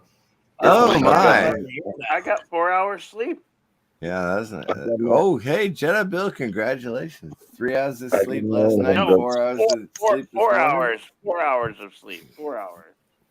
I said last night, not this morning. Yeah. I said, 3 hours last night, 4 hours this morning. Yeah. Congratulations, Jedi Bill. That's fantastic. Hey, Mr. CCDV. I was listening to a karaoke stream. I think it was Jedi Bill's. And you said that you were going to sing Faith of the Heart. And I tried so hard to stay up for that. Did you ever end up singing That was like 2 weeks ago, man. That was like 2 weeks ago. And I was Now, so was it mad the that I Rob fell Stewart asleep. version? That's the important part. And he did. I did not sing the Rod Stewart version. You did? You have no soul then. I have to go back and watch that because I tried so hard to stay up for that and I ended up falling asleep. I was like, damn it. The only time I end up on Jedi Bill's karaoke's is if some happens, I wake up in the middle of the night and can't go back to sleep. Which thankfully, since I got a little herbal medication, I'm sleeping just fine right now. Lucky you. Well, actually, I keep telling my daughter she needs to go get her medical card. And after the last time we went to the dispensary, I think she's actually going to finally get it because it'll How save much her a lot of how much those cost? What, the medical card? I think the initial is $125, and then the renewal is a little bit less, but I think it's every like 3-5 years. And the benefit to it, though, is you pay much less in the taxes because you don't pay the recreational tax. And, my daughter has, she was hit by a car when she was a kid. She's got chronic back pain her entire life. Something I can relate to because I've had it since I was 19. And, I told her, I was like, look, just get it. And the guys were talking there in Illinois, it's relatively easy to get. One of the guys said he was able to get it just doing a video conference with his doctor, and that was it. Damn. In fact, when I was driving back from Illinois to get back to Indiana after this weekend's visit, I saw advertisements. They were like, hey, I want to get your marijuana medical card, call this doctor. talk to this doctor. So I was like, it apparently is not that hard to get. And it would save her a lot of money on the taxes. And yes, I'm not lying. When I go visit, I would take advantage of that, so I wouldn't have to pay certain taxes. I'd love to get one, but I don't have residency in Illinois. I live on the border of Illinois and Indiana, but I'm not. My daughter actually offered to let me use her address as resident. I'm like, no. They're like, no. There are certain things I'm not willing to play with. No. Well, I was dumb enough to ask the VA if they prescribe medical marijuana, and they're like, this is a federal building, and according to the federal government, it's still illegal. And I'm like, okay. That's funny. I remember when I was talking with right after the whole thing with Afghanistan, I was talking with one of my I was talking with a medical provider from the VA. And we were just talking about stuff, and it was just stuff. And she goes, do you partake? Do you drink beer? I'm like, yes, I drink beer. I probably drink more than I should, but, I don't go drinking and driving. I don't drink in public. Well, with the exception of yesterday, I had a beer at Olive Garden only because I wasn't driving. That's which is a very rare thing for me. I don't normally drink. Literally buying a drink in public is very rare for me since my 20s. I try to play it safe that way. But I when I was talking with my and then she goes, do you take any illegal drugs? I said, well, in the state of Indiana, it's illegal. But I said, I go to Illinois, and she goes, oh, okay, you go get THC products. She's like, yeah. She's like, yeah, I don't give a fuck about that. Yeah, nobody cares no more about that. No, they don't. And nor should they. But then again, when I know a lot of people who talk about, say, marijuana, for example, I'm like, have you ever been exposed to people around who use it? And a lot of times they'll say, well, no, I've never. I'm like, I grew up around it. Trust me. I'm like, nothing ever scared me when my family was doing that. What scared me was when my family would drink. That was when things would get scary. Marijuana, all that ever did was just like they'd smoke it, they'd get their little bowl together, they'd smoke it, and then they'd go maybe grab a beer and raid the fridge. Yeah. Hey, guys, I got to hop out. I got to get myself some dinner. Yeah, it's 6 p.m. So stay awesome, and I'll catch you next time, okay? We'll see. Yeah, I'm going to jump out here, too. I got to upload some movies, and so I'll catch you guys later. MB, CC, Captain Track, Jedi, everybody else. Mike, if you don't mind me asking, where do you live? I'm in the Netherlands. Oh, you're in the Netherlands. Nice. Cool. How are things over there? Later, Killer Bees. They're always very flat. No, they're pretty good. We're feeling the current goings on in the Eastern Europe side, but for the most part, we're still like 3,000 miles away. It's okay. So it's gonna you're not like Yosef, who's like 300 miles away. But Yosef has the advantage of being in folks, my uncle just woke up, and we need to go to the VFW commander's house. So we are gonna get showered and dressed and cleaned up and have a cup of coffee and head on over to the commander's house. So absolutely, that sounds like a good plan. All right, I will. Later, Mr. Thank you CC. very much, and NB Geeks, we need to get together at some point. You know where to find me, buddy. And Mr. CCDV, you're welcome to come on my live stream anytime you like. Thank you, Gorilla. I appreciate that. Yeah, tonight we will. Tonight's topic is the Ukraine thing. Take care, Mr. CCDV. Nice to take care. You have a good day, and enjoy your time at the commander's house. See y'all. Bye. Gorillas. What do you normally stream about? Do you have a particular thing, or? Well, there's a reason. It's random thoughts. I gotcha. Yeah, like one day we talked about the Galaxy class starship with Indy Tiger. Another time we talked about the Dominion War. Our first live stream we talked about me and Simple Jack talked about our favorite games. Then there's one I really wanted to do with Simple Jack, and that we were talking about one of my favorite book series, The Shadow Children, and we were talking about some of the background stuff we didn't think of as kids, but it catches your eye if you read them as an adult. I can see that. I really enjoyed your Dominion stream, Gorilla. Oh, that was really cool. well, if you ever want, I tend to do open panels there for anybody who wants to come up and join. Cool, thank you. I like having someone to bounce off of, so. Yeah, I tried doing that by myself. I kind of locked up. I forgot what I was saying, so I just kind of ended it after 15 minutes. Yep. Understood. Yeah, we're doing. Yeah, my panel today. I do a Sunday live panel at 3:00 Eastern Standard Time, and myself, Jack Beers, and AVP. We're talking. We've kind of got this series going, history of film, and so today this is going to actually, I guess, going to end up being a two-parter because we're not going after, but we're looking at history of film Walt Disney. And what I want to talk about is Walt Disney, Disney getting into both acquiring Fox and Hulu, and that's probably going to be for the second panel. So for today, it'll probably just be my two co-panelists doing most of the talking, which is great because Jack went to school to be a film guy, so they both bring a lot of knowledge and a lot of facts to the streams, and we have a great time. We do it for an hour and we have fun.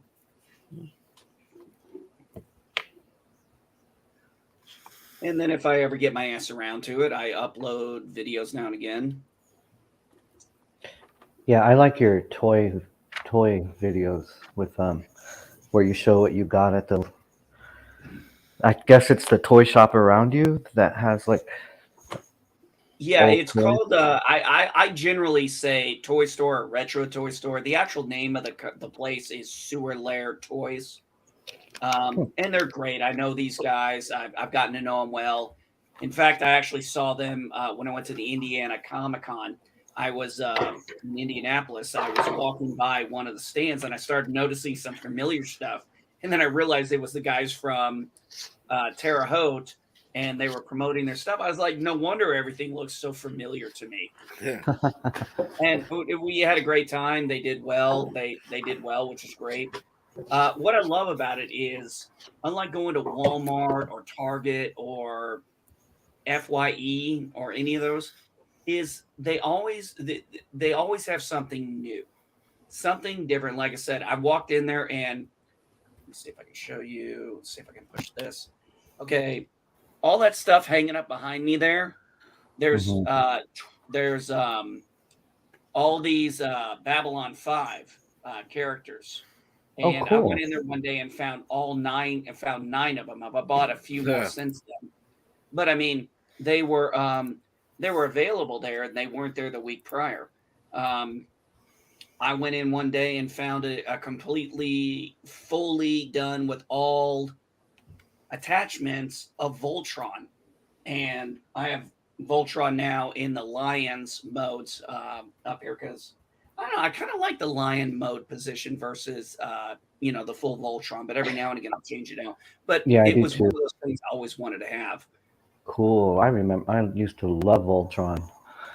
But so even at that store they don't have Star Trek, like the older Playmates? No, that is wow. No, actually, they have some, but it's very, very limited Star Trek. They don't get a lot of. Most of the time, I'll see Star Trek toys like the ones we used to see back as kids. Right. I'll see those at conventions. Right. But yeah, they get a lot of things in. People come in, they sell stuff. Last year and this year they're going to they have this regular thing where they have like kind of a block party where on the parking lot area they have other vendors from other stores come out and try to sell stuff. They try to all promote each other from different areas. Cool. That's cool. Just a really great community, really great. And I told the guy when I said, hey, after I bought the Hudson one, because I was just like, yeah, just hand me that. And he knows me well enough to know that if I say I want something and it's there, he knows I'm buying it. Oh, will he set it aside for you? That's cool. Well, that's what I asked him to. I said, hey, if you get like a Hicks or a Vasquez or a Bishop, he goes, yeah, I'll give you a heads up, buddy. I was like, awesome. Nice. Yeah, I really enjoy going to conventions, mostly because of the Star Trek toys and models and stuff. But, there haven't been very many conventions lately, and especially Star Trek ones. So I hope they start those up again soon. That would be good. I am surprised that Paramount hasn't thought to do like they did back when TNG and DS9 was going on and go back to doing like the retro toys. I mean, you could go back and bring back, like Master of the Universe is doing with they're kind of retro toys, but they have more movement functions and stuff. Uh-huh. I mean, you could do that with TOS, TNG, DS9, VOY. I mean, you could do it, and I guarantee you you could put all of Star Trek toys and put up from the classic to Enterprise, and then put Discovery on the bottom. And I guarantee you, people would go to a convention, and chances are the OG stuff, the 05 stuff, is going to be what's going off the shelf. Right, yeah. Because adults are going to be the ones buying it. Uh-huh, exactly.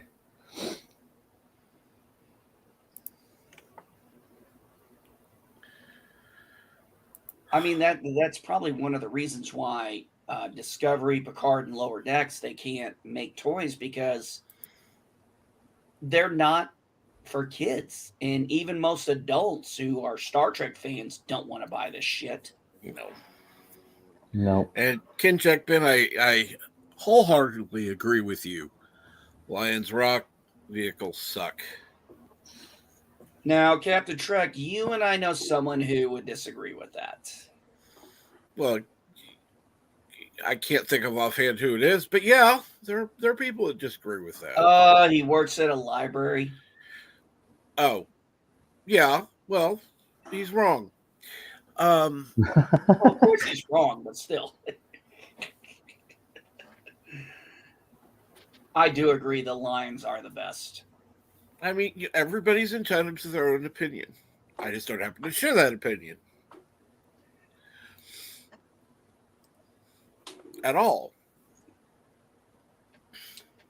I was so excited when I saw that too. That when I looked up, and it's like I said, I've got a good rapport with the people there. So even though they normally don't want people taking things off the top, they saw me take it and saw me walk it up there and didn't say shit, because they know because I'd even told them, I was like, if you ever get a Voltron in here, I'm buying it.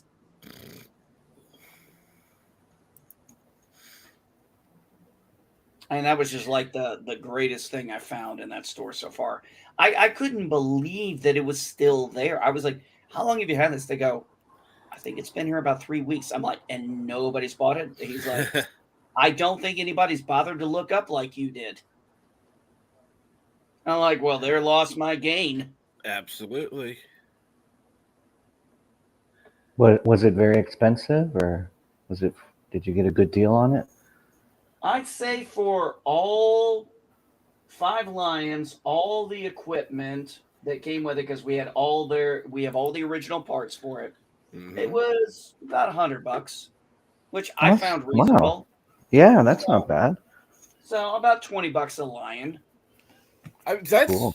That's not unreasonable at all. No, it's not. No, absolutely. I mean, if it were like $50 each, it'd be like, yeah, but yeah, about $20 each. I mean, when you break it down per line, well, it's like I said, they all have. Well, let's see. Let me grab one of them here. Let me grab Pidge's Green Lion here.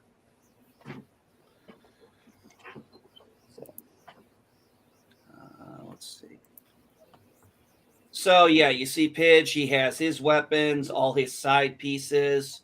Nice. All the others have their pieces. I mean, it's really quite nice.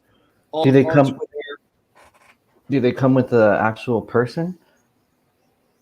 No, they did not come with they did not come with the characters. Oh, okay. I don't have Honk, Pidge, or any of those. Hopefully one day I could get those.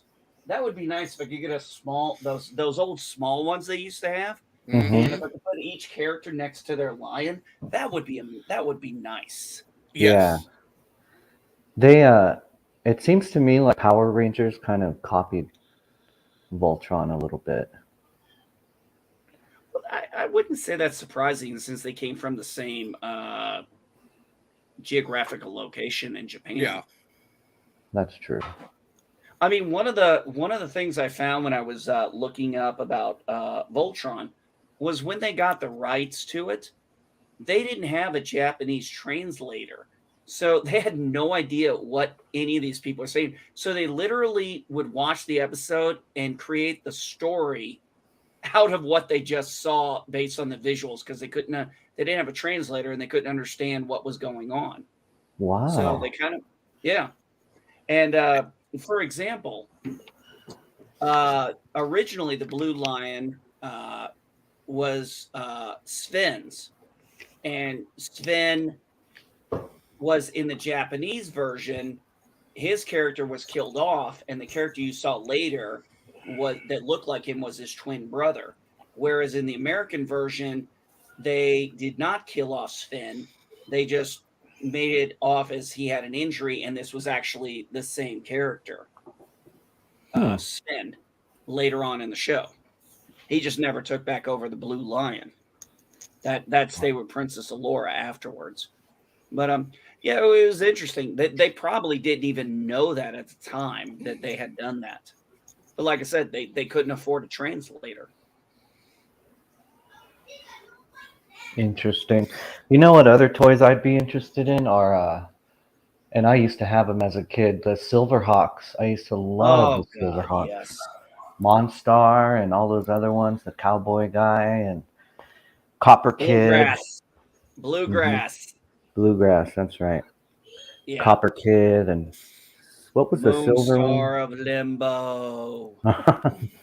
Give me the might, the muscle, the menace of Moose. Yeah, I might have watched it once or twice.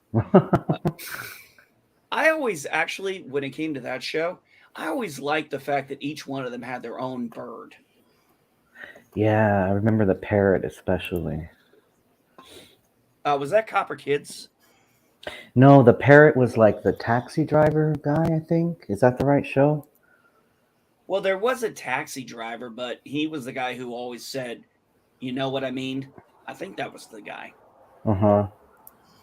Can't really remember. But you had Tallyhawk, and then of course Steelheart and Steelwill had their own. Flashback had his own. Bluegrass even had his own. I think the only one who didn't have their own bird was, and I can't think of his name, the guy in charge, the guy who had gold. Mm-hmm. I can't remember his name either. But yeah, I remember those. I remember those as kids. I remember them as toys because I used to have them. And you click their legs together, and their wings would spread. Their hands would pop up, and their wings would sprout out if you had the attachment on. Yeah, that was cool. That was cool. That was so much fun. Yep. Also, the Lionel and what was that show called with Lionel and Thundercats. Yep. That was a good one too. I don't know if you all watch Tommy and the Guinea Pig Collective, but that'd be a good channel to check out. That's usually on Mondays in the evening. And yeah, they're talking about classic toys all the time. Oh, cool. Tommy and the Guinea Pig Collective. That sounds familiar. I have to look him up. If anyone can drop his link, that'd be cool. Or I'll just search for him, I guess. Tommy.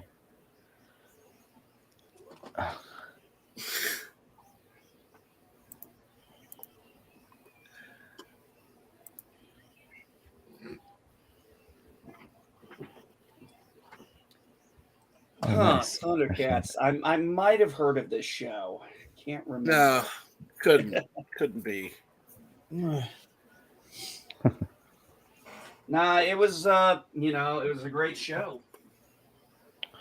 Yep, they don't make them like that anymore. Oh no. Actually, Okay. The other day it was funny because now I bought Ghostbusters Afterlife Blu-ray with Ghostbusters 1 and 2 on it. Oh, nice. So I'm gonna have to make sure I put that Blu-ray next to this little gem. Oh, nice. I still have to watch the new Ghostbusters. I heard it was good. Afterlife was very good, I thought. It did what it needed to do. It didn't do what I think we've seen in other movies. Can't specify the names. Star Wars. It actually treated its legacy characters properly, brought them in when they needed to be there, and only when they needed to be there. They weren't just there just to be there. They had a reason. Cool. And thank you, Resolute Germ, for dropping Tommy and the Guinea Pig Collective's link in the chat. Yes, thank you. I just subbed to him. Thank you, Eric Sunder. You're welcome. Oh, we lost him. Who did we lose? Hello? We're still here. Who'd we lose? Oh well. It'll Christian Fandom Geek says, I'm nearly at 250 subs now. Although YouTube keeps taking subs, I'm in the same boat. Let me put it to you this way. I am right now at about 630. And I keep getting taken away like 5 at a time. I don't piss off 5 people each time. 1 or 2 I can see. 5, no. Do they come back though? Sometimes they do, sometimes they don't. That is so weird. I'll put it to you this There have been way. a few people I've heard from. It's like, well, I noticed I hadn't seen you on in 2 weeks. Well, I've been on. They're like, I've been unsubscribed. That is so strange. That's never happened to me. I've never been unsubscribed to anyone. I'm at 247. I have hit 250 subs 6 times. I literally joke about whoever is my 270 7th time hitting 250. I might just send them a free toaster. Well, I'm at a big whopping 2, I think. And I'm like Yosef. I have very unoffensive content. I wouldn't know how to do inoffensive content because I tend to find out I piss off somebody no matter what. You have 3 subscribers. Oh, nice. Thank you. I know because I'm one of them. Yes, I thought it was hilarious. I don't know which one, but what's going on Twitter right now? Go ahead. I think you were my first subscriber. Thanks, Captain Trek. One day, maybe I'll start doing YouTube. Oh, I'm sure you will. YouTube has its moments. If you're doing it, as long as you're having fun, that should be all that matters. Yeah, I'm thinking of doing of course, Star Trek, but there's so many of us that do Star Trek. But the other things I'm interested in that I don't see a lot about are shows like The Hitchhiker's Guide to the Galaxy, stuff I'd like like that. to see that. I'd like to see that. And Lord of the Rings really isn't too big in our community either. So, and I'm a huge Lord of the Rings fan. So maybe stuff like that. No, nothing wrong with that. We all have. Did you guys hear that Disney's talking about rebooting Firefly? No, I haven't heard that. And actually, I've never seen the original one, and I hear it's really good. But that it got cut short or something? Yeah, what basically happened was Fox, being Fox, Yeah. they ordered the series, had, I believe, 13 episodes, and then, like dumbasses, aired them out of order. They didn't even air the pilot first. They aired technically, that pilot was a two-parter, so they aired the third episode first. They aired them out of order, and it made no sense to people. And Okay. those of us who got into it, and then they canceled it very early, which is on par for Fox at the time. And Right. it got a lot of support to where Josh Whedon actually got to make the movie Serenity, which kind of pretty much gave closure to the show. Now, what they're going to do with this new one, I have no clue, because most of the characters who were in the original, mind you, this was almost 20 years ago. Most of them are currently doing other projects. I know Nathan Filoni is doing The Rookie, which is on its fourth season. Has not been renewed for a fifth season, but I saw they're doing a spin-off of it, kind of called Rookie FBI. So chances are I have a feeling the show's getting picked up for a fifth season. Oh, cool. But a lot of the characters, a lot of the actors there, they have been relatively busy in some way, shape, or fashion. So I have a feeling it would be different. It'd be a new crew, possibly, maybe a few cameos, but you can't bring back the original, because the guy who played Shepherd Book, unfortunately, he's passed away.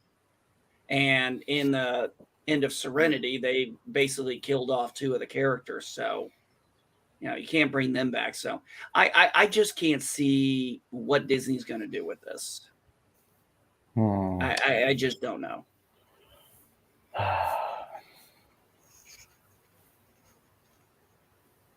Well, Disney's doesn't have a good reputation when it comes to that kind of stuff nowadays, I guess. Star Wars. I saw something interesting. So I don't know how many of you all know the news that the Defenders, the Marvel MCU that was on Netflix, is coming over to, I guess, Disney Plus now, in the middle of March. And there was something interesting I noticed about it when I saw this coming up in Disney Plus. It had mentioned all of the shows coming March 16th. And then Moon Knight, their next original series, is coming at the end of the month. So there's a part of me wondering, are we going to see some cameos from these folks in Moon Knight? And is that why they're kind of putting those out there 2 weeks ahead of time, where maybe people can watch it and then see if these characters show up? I could be completely wrong. It just seems rather like a reasonable marketing idea. Yeah, it makes sense. That's still not enough for me to subscribe to Disney Plus, though. The only thing I have is Paramount for Star Trek. To each their own. What they want. I do like DC though a lot more than MCU. But DC is on what server is that? HBO Max, I think. Mm-hmm. And I did become a member just to watch the Snyder Cut, which I thought was awesome. I loved it. But then it just got too expensive. I think it was like $15 a month or something. I gotta say, that Snyder Cut, I was like, shit, that was good. Yeah, They it was cut out. awesome. They cut out the crap that didn't need to be in there and added the stuff that really needed to be in there. Exactly. Yeah, it was a They totally gave different their movie. they gave characters like um, Cyborg and Flash more growth because they felt like back characters. Oh, thank Exactly. you. We'll They stop by did. at 3 p.m. and see if you like our live stream. But yeah, it just the story was better done. And I mean, they took out that whole scene with Superman and the really bad CGI non-mustache that we could all see. Yep, yep. And it had a kind of like a Watchmen feel to it. I don't know if it's just because it was longer, but to me it felt kind of like the Watchmen too. And I love the Watchmen as well. I wonder why Now they I'm never gonna did a sequel to that. And good morning, Cam. Hey Cam, how you doing, buddy? I enjoyed the Watchmen movie and I enjoyed the book. And I know a lot of people had an issue with the way the ending went. I thought I was like, it works for me. But I love the guy who played Rorschach. Oh yeah, Rorschach. That was an awesome character. Yep. I had And for a long I'm time my ringtone was none of you seem to understand. I'm not locked in here with you. You're yep. locked in here with me. Yeah. That was a great line. But my favorite Watchman is the Martian though. What's his character's name? I forgot. The Oh Blue shit. Martian. Oh damn. But yeah, and in the Snyder cut too, I love the way they teased the Martian Manhunter at the end. That was awesome too. I like how they actually showed Darkseid in this. Yeah, that was awesome as well. Also, I like how they made the main antagonist. I can't think of his name, but they made him actually look more menacing and actually the dialogue they cut. Steppenwolf. Yeah, Steppenwolf. The Hmm. dialogue they cut from it and the dialogue they added made him more menacing instead of sounding like a whiny bitch every time he's like, mother, mother. It's like, Yeah. Yep.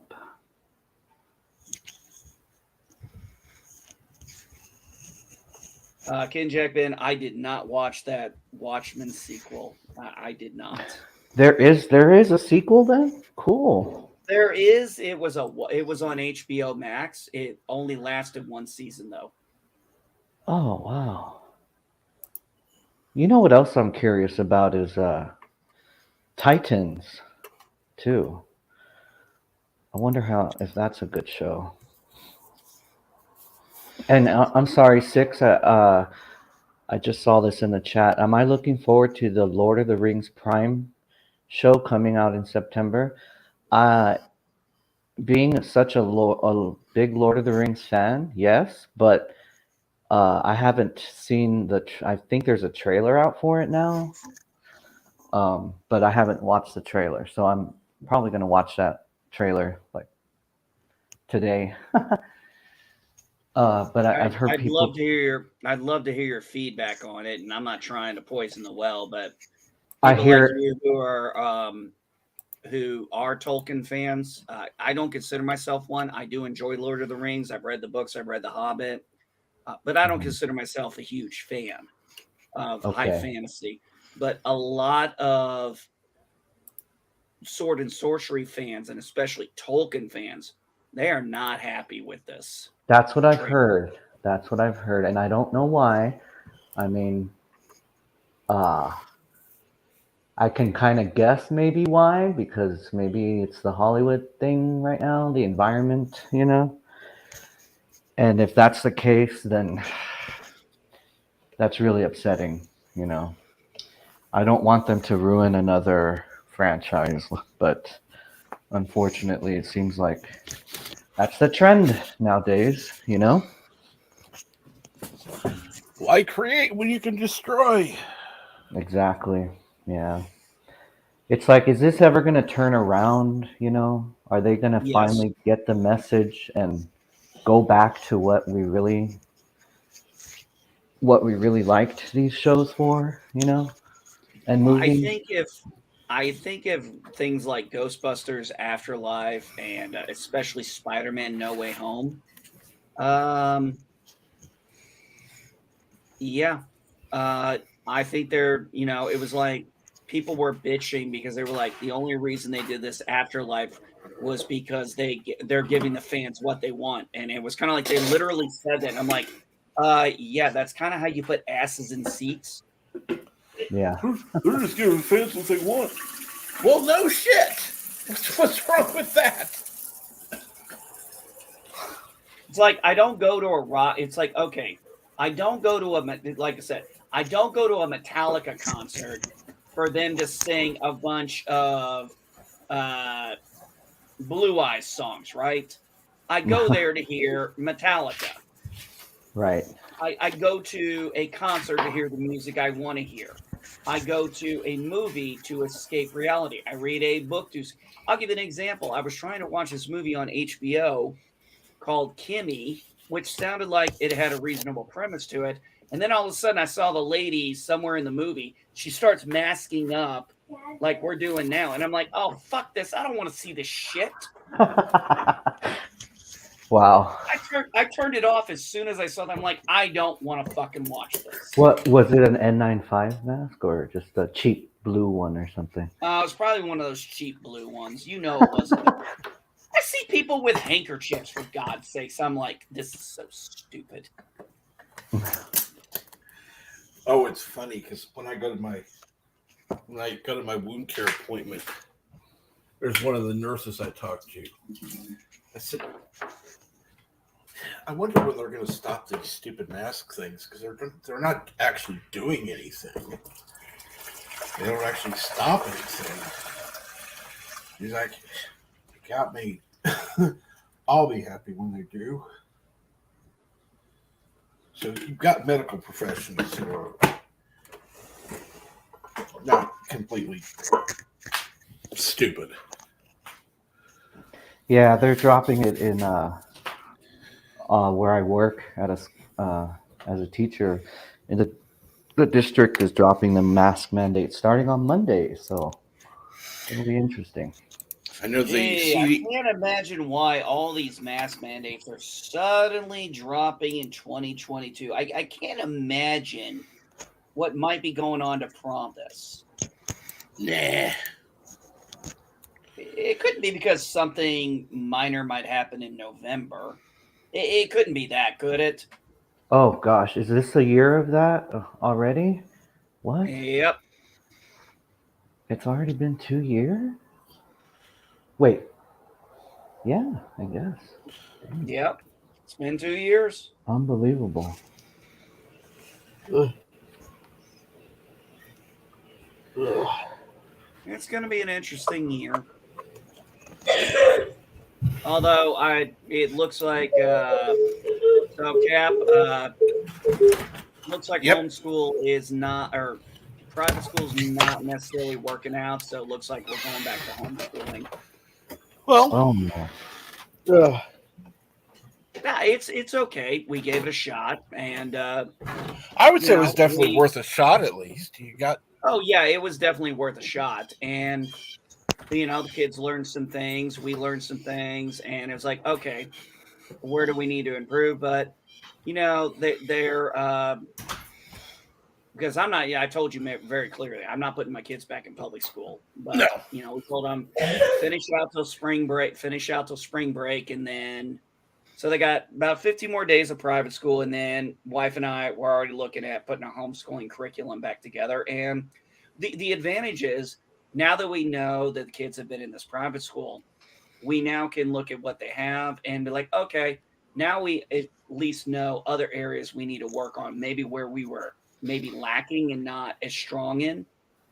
So I still consider it at least a success, at least a worth an attempt. Well, the good thing is you have a lot of experience with it too, so yeah. And it sounds like you give your kids awesome lessons, like especially the history ones. Those sound really interesting. And Yeah. didn't you say though one time that you wanted your kids to experience like the high school public environment? Was that you or someone else? Well, that might have been me, but that was more. I think I was referencing my youngest daughter. She talked Uh-huh. about wanting to do the high school experience, Yeah. and so when we put them in the private school, I think she liked the idea, but she doesn't like the getting up in the morning. She doesn't like the long hours. She doesn't like. There's just things she's not liking with it, and Okay. it's not just the kids. These teachers, unfortunately, look, they seem like great people. I'm not knocking them, but this private school's been open for 8 years, and Mm-hmm. most of the kids have been there since the beginning, so they don't really have a good transition program, if that makes any sense, for people who Mhm. come from, like, say, a charter school, public school, or homeschool. They don't really know how to engage Ah. with that. Does that make sense? Yeah, that makes sense. Yep. Mm-hmm. So they're really struggling with how to do it. Like, for example, my son is getting with this one teacher, and he knows my son is not at the same level, but he's giving my son this stuff and not really telling him what he needs to do. He's just telling him to look at it. And my son's a little confused on that. He's like, I'm not sure exactly what I'm supposed to do. I mean, he's trying, which is Mm-hmm. huge. Bless you. Wow. But I think we're gonna go back. We're gonna do the homeschooling, and that's fine because I'm gonna be honest. I kind of miss doing the teaching anyway. Huh, cool. It's interesting. My mom just became a substitute teacher. She recently retired from real estate and massage therapy, and she's like, I'm bored. I don't know what else to do. And I think I want to give teaching a shot as a substitute. I'm like, go for it, Mom. Just get ready, though. Be careful what you ask for.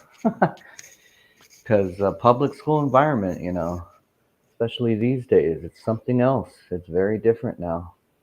These No, that's kids why. have been Yeah, that's home why. for years now, for a couple years, and especially the younger ones, they don't know how to do school, at school. Right.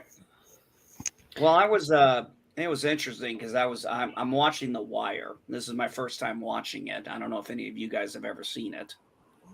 No, I haven't. What's that about? It's a cop show on HBO. It came out, I believe, in 2008, so it's been around a while. It's a cop show, but in season 4, we actually get one of the cops. He ends up leaving the force and becomes a math teacher.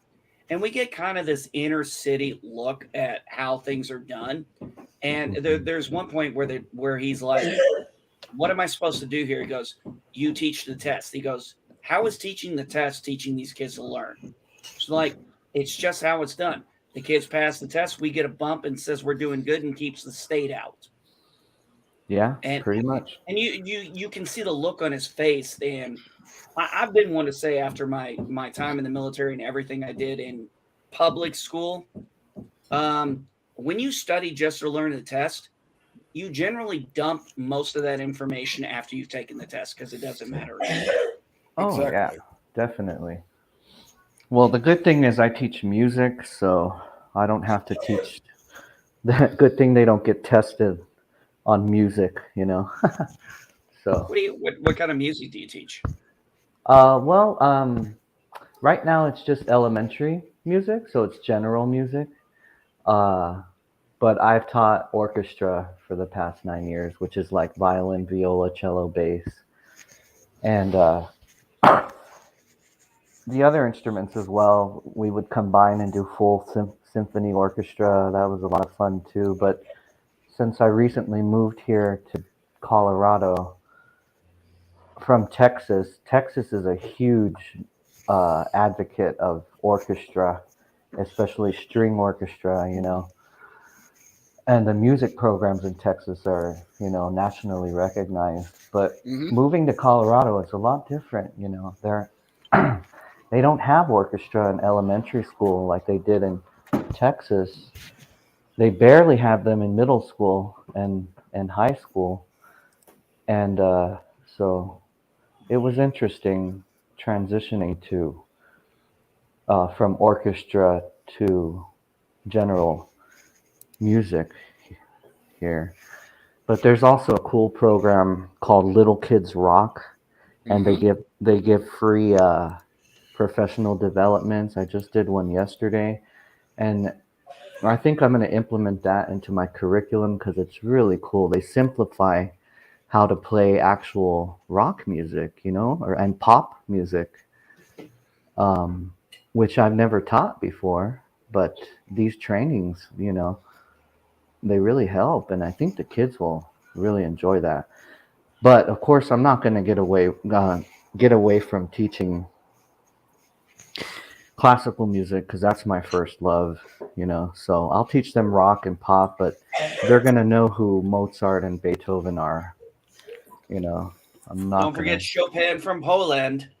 Oh yeah, Chopin, awesome. That's how my old music teacher used to always refer to him. Chopin from Poland.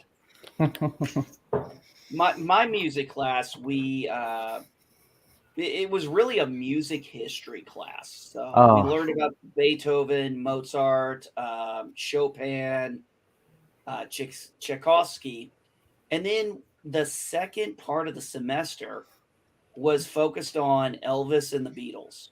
And I mean, I learned a lot about the Beatles I was actually I'm not even a huge Beatles fan, but I was just amazed at it. Kind of felt like in the class I was loving it because it kind of felt like a VH1 behind the music. If anybody remembers those.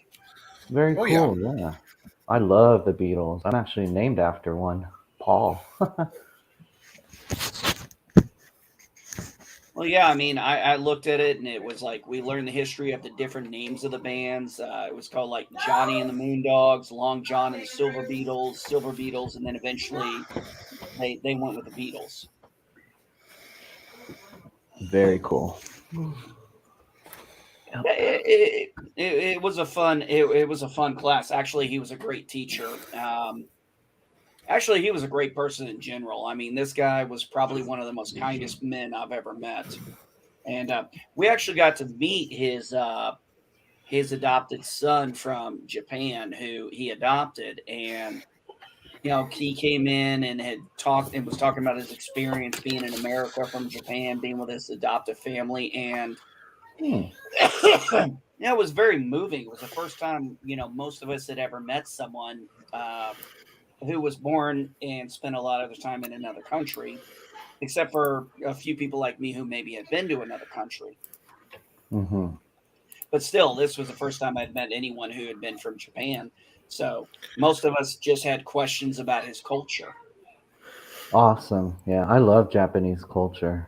From the anime to the food to the country itself. One day I'm going to try to make it out there if I can. I have a buddy of mine who's married to a Japanese national when he was stationed in Japan. And when he retires, he's going to take a contract job and they're going to go back to Japan. Awesome. Very cool. Which actually he's probably close to doing right now. Well, one thing I want to do though before I go is try to learn some Japanese. I've never really tried to learn any. Have you, Captain Trek? Do you know if it's like hard or I'm sure it's difficult. Oh, it is. Yeah. Is it one of those languages where it's super difficult though? Because some say that learning English is one of the hardest languages to learn. So Japanese is too. I think it depends on where you're from, to depend on how easy or hard maybe a certain language would be. We had an Argentinian as our exchange officer back when I was in the Marine Corps. And it was so funny because he could speak English, but it was the English he was taught. One day he went on a rant and he goes, fucking A. I go to school for all those years to learn English, and now I fucking speak American. You fucking have corrupted me with your fucking shit. I mean, he started just using the F word constantly. And we're like, now you know how Americans fucking speak, sir. And he just started laughing. That's hilarious. It was so fun. He was actually the best guy I ever had to drive for. He was a lot of fun. He's just, it was nice getting to be the exchange officer's driver because I got to ask him all kinds of questions about Argentina and what it was like there and stuff. Because I've never been to Argentina. I don't fucking know.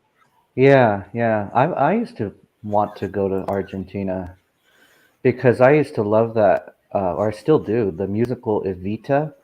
Have you ever seen that one? I'm sorry, say that again. Evita, the musical about Eva Perón, the dictator's wife from Argentina. No, actually, is that the one that had Madonna in it? Yeah, the remake had Madonna in it, and one of the characters is Che Guevara. Yeah, I know who Che Guevara is. No, It's a actually, pretty I have good never seen musical. But that got me researching Argentina and the politics and how they were connected to certain things during World War II and stuff like that. It's really fascinated me. So Argentina is another place I'd like to visit. I like what Resolute Germ said. That's not English. That's Brooklyn.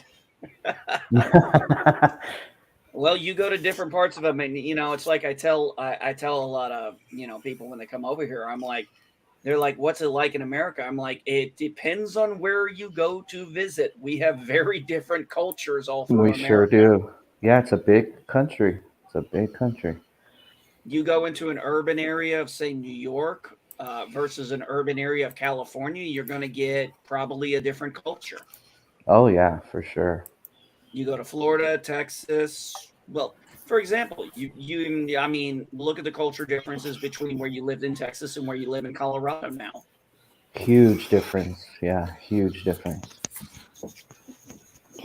Yeah, I mean, it's just our ways are, depending on where we live in America, because we're so. If you look at a lot of the smaller countries in Europe, say like Norway, Denmark, Sweden, they're predominantly mostly the same type of people as far as culture goes. There's not really a big difference in culture. There's probably some, but I don't think it has the same level like we have in America. Where like Captain Trek and I are Midwesterners. You got someone like Bird of Prey who is a New Yorker. He's a New York City guy. Has been He's been there his whole life, hasn't he? Yeah. And then there's people in California like Elihu, and it's really interesting. And then we all have, and we're all just kind of different in our culture. We all speak the same language, but if we start getting into certain slangs, they don't necessarily mean the same. It's like the other day, my wife said, "Bless your heart," and I'm like, "Now you're insulting me." Oh yeah, that's a Southernism, right? That is a Southern insult. It's like I had this one lady one time tell me, she's like, "Oh, bless your heart," and I'm like, "I live in the South. I know what that means." And she just kind of looked at me like, "Oh shit." Yeah, it's a patronizing thing. Like you're an idiot. Basically, the translation is you're a fucking idiot. Yeah, you poor thing, you. I'm seeing in the chat. Sorry, this is kind of taking it in a different direction, but Cam is saying that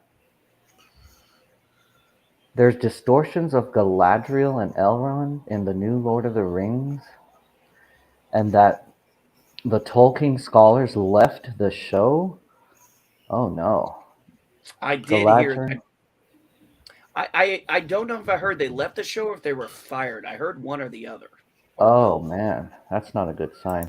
No. Galadriel wearing crap-looking armor while climbing a mountain using a dagger. Okay. Elrond looks like a simp and being sidelined instead of being a strong, prominent leader. Oh no. I love Elrond. And I love Galadriel. Those are my favorite characters. Well, one of the things too, I'm going to say this from a technical aspect.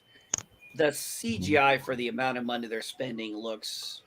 And Cap, I don't know if you or anybody else has seen it. Does it not look a little cheap? Oh, I didn't know they released the trailer already. Yeah, the CGI just looks kind of cheap. Yeah. Well, I'll watch it. I'll check it out, and then, you know. I don't know. I have a feeling it probably will appeal maybe to. I don't know. This is where I don't like certain things where they try to say we're going to make this for a more modern audience. And that's kind of like the biggest red flag I see when they're like, "Oh, I can see myself in this person. I can see my like." We're talking about elves, dwarves, orcs, dragons, fucking giants, and you're talking about representation. You fucking egotistical piece of shit. Yeah, I agree. I mean, it's okay to do a little bit of that stuff, but not this overkill. It's too much. It takes away from. Well, it's like, for example, I tell people, when people talk about Star Trek and their favorite captain, mine is Cisco, but there's reasons why. I identify with Cisco very well because I've known commanders like him, and they're the kind I respected. And him being a single father and being there in his son's life, whereas I've had times where I've been a single parent at times when I was going through my divorce, my wife was deployed or my wife was gone, and my wife has had to do that when I was gone. So there was so much relatable about his character, like when he built the sail ship with his son. Oh, that was an awesome episode. It is. It's one of my favorite episodes. And it showed, especially when he's like, his son doesn't really want to go to Starfleet. So he's like, okay, what do you want to do? I want to be a writer. Okay. And then he's reading his son. So he's like, it's got promise. And he kind of talks about some things with his son, encouraging his son, but giving proper criticism where it's needed. Like a father should do. There was just so much more to me that was more relatable about him than the other captains. But the biggest character I relate with the most in all of Star Trek is O'Brien, because O'Brien was really the only true enlisted character ever given a main point. Oh yeah, O'Brien's the greatest officer in Starfleet history. They even built a statue of him. Okay, that was a Lower Decks joke. Oh yes, I got it. I know. I'm familiar with that one. I just after reviewing the first season of Lower Decks with Jack Pierce, I was like, dude, I'm not doing another season. I was like, we were only supposed to do a few episodes. We did all of them. I was like, I'm not coming back for this for a fourth season. It's not second season. It's not happening because we predicted it. We kind of predicted what they were going to do. What did they do? Well, we knew that Boimler was somehow going to get kicked off the Titan and put back on the Cerritos and probably get demoted back to ensign. We just didn't know they were going to use the transporter malfunction. Yeah, the how. We just knew that was probably going to happen. And sure enough, it did, which makes no sense because it was like, wait a minute. He was a lieutenant when the transporter malfunction happened. Now you've got it. Now you're getting rid of one of them. Why does he got to be demoted? He had all the same experiences up until that moment. Yeah, that didn't make sense to me either. I guess because if he got promoted, he wouldn't be part of Lower Decks anymore. No? Yeah. Because they're all supposed to be ensigns, right? Yeah, that's what they are, yeah. Well, I'm going to take a Joloja break. I'll be right back. All right.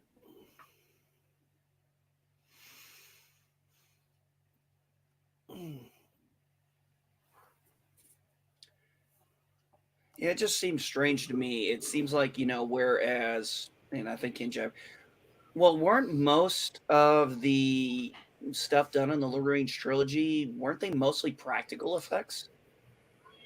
And visual effects of the surrounding ground. I mean, I think they use when it comes to CGI, I don't think they used as much as what it looks like they're doing in the trailer.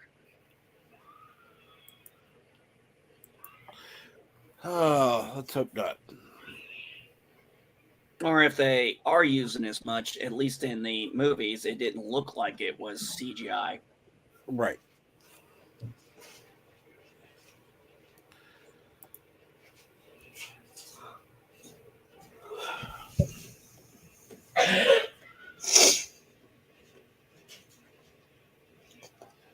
Oh, yeah. I'm gonna probably. I don't know if I'm gonna watch or not. I'm on the fence right now. Yeah, I'm gonna give it a try. I have a feeling I'll be throwing something at the TV though. I'll probably be one of those in the middle, folks. Like I said, I'm not a Tolkien fan by any stretch of the imagination, so I don't tend to get into those circles mainly because it's not a lane I feel, I'm educated enough in to give much opinion on, except for the little bit I know. But there are people way smarter than I am in this. Yeah. Well, you have a good I'm day. a big fan of the trilogies and all that, and I've read the trilogy books, but I haven't gotten into the deeper lore yet. Oh yeah, there's a lot of further tales from Middle Earth and Silmarillion. One of the an example I had was when I was 15, I first read Dune and absolutely hated it, couldn't understand it. And then 15 years later, I had already now at this point seen the original movie and then the sci-fi one that had come out, and I thought the sci-fi one was okay. And some of my buddies at work were talking about Dune, and I said, "Yeah, I just didn't get the book." And they were kind of surprised. They were like, "You're into politics. How did you know?" I was like, "When did you?" I was like, "Yeah, there was a lot of politics in it, wasn't there?" Yeah, they were like, "Well, when did you read it?" I was like, 15 years ago. They go, "Maybe you should give it a reread now. Give it maybe get a different perspective." And yeah, once I read it later as I was older and had a different perspective on things, yeah, I thought it was a great book and absolutely loved this first movie that came out. Absolutely right, very cool. Kinject Ben.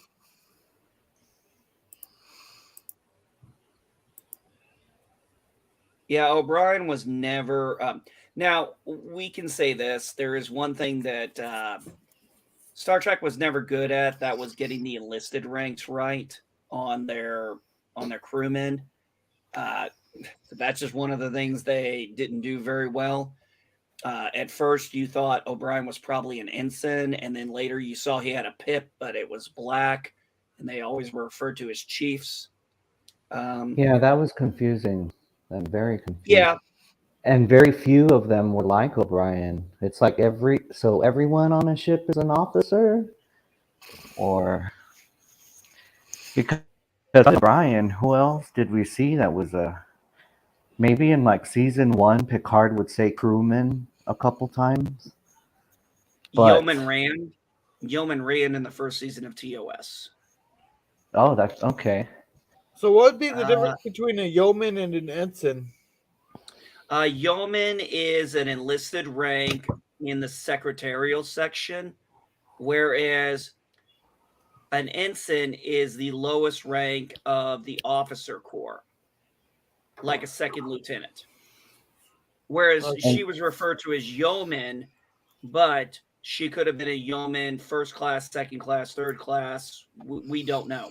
We know that when we see her in Star Trek The Motion Picture, she is a transporter chief, so she's made the rank of chief master sergeant or chief petty officer per se, or chief crewman, whatever they called it.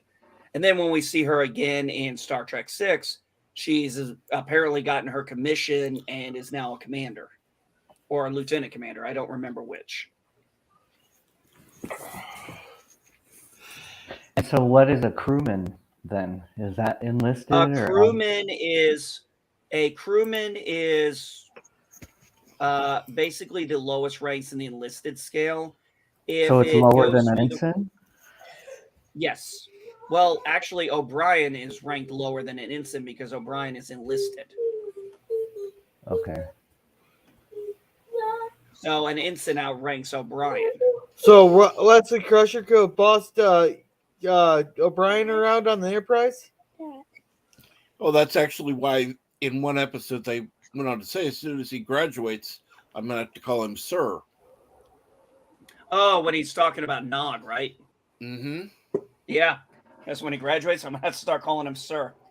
And then there was that fun scene where he's talking with O'Brien. He goes, "So there's a possibility I could be captain of the ship." He goes, "Sir, if you're the only one left to be in charge of the ship, there's nobody going to be left alive for you to command." Exactly. Kind of reminding him, it's like, well, remember in that one episode, when you only had Yar, O'Brien, and Counselor Troy on the bridge, and Counselor Troy is the senior ranking officer because Ro is an ensign, O'Brien is a chief, and she's a lieutenant commander. Right. Disaster, was it? That was a good episode. And I mean, Counselor Troy was taken aback by that. Like she was like, okay. All right. yeah, And then she kind of embraced it after a while, but at first she was like hesitant, you know? well, she's not a line officer. See, in the Navy, the way they're going about it, you have line officers, then you have specialties. You have, your JAG Corps, your medical corps, which is, technically speaking, Troy would have been part of the medical corps because she was a therapist. Just like Pulaski and Janeway, or not Janeway, sorry, Crusher were doctors. They weren't line officers, but they were, senior level officials. But if shit hit the fan, they would have to, and they had to take over. They would be the ranking person. Right. So, and they also had to take an officer training course, right? Is that how it really works? Okay. In regular military, you go through OCS or OTS, depends on what it is. If you're medical, you go through a different program, a different officer training program for your commission. And there is something the Navy has that is called LDO, which is Limited Duty Officer. And this is someone who does not go through OCS or OTS. They get a direct commission. I had an ensign who was in charge of my office, and he had just recently been commissioned as an ensign. Yeah. From being a chief petty officer. Yeah, I can hear you. Yeah, we can hear you, Ken. Yeah, I can't. Okay, now I can see my guy talking on the screen. Hello, I would Ben. Hello, everyone. I just wanted to come in here and say my piece about a couple of things. It's the Sorry for interrupting. By the way, I didn't mean. No problem. But I wanted to say my piece about the Lord of the Rings thing. It's 100% a ruination of Lord of the Rings, and no franchise is safe. They're going to try and purchase it, and they're going to buy it, and they're going to ruin it 100%. They changed the lore. They changed it. Galadriel is fighting in a war that she's never supposed to fight in. Galadriel what? I'm sorry? She's fighting in a war that she's not supposed to fight in. She's like supposed to be a little kid when they're showing her walking around in full armor, being B.A. Whammon. Huh. Well, Galadriel was very powerful even in the original trilogy. She never wore armor or anything, but the whole she was pretty badass. Yeah, but everything that I've ever seen about her, and everybody who knows better about the character, is saying that she's not supposed to be doing the things that she's doing. They're changing the lore with this show because it's what they paid for, it's what they have access to, and they can do what they want with it. So these people have already seen the show? These, it doesn't matter if they see the show, they saw the trailer and they know what they're looking at. Now, Kinjack Ben, correct me if I'm wrong here, but I've heard this one. Is it true that they are basically making Lord of the Rings series in an age they did not buy the rights to?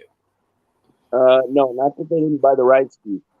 They own the rights to certain elements of a certain time that wasn't written about.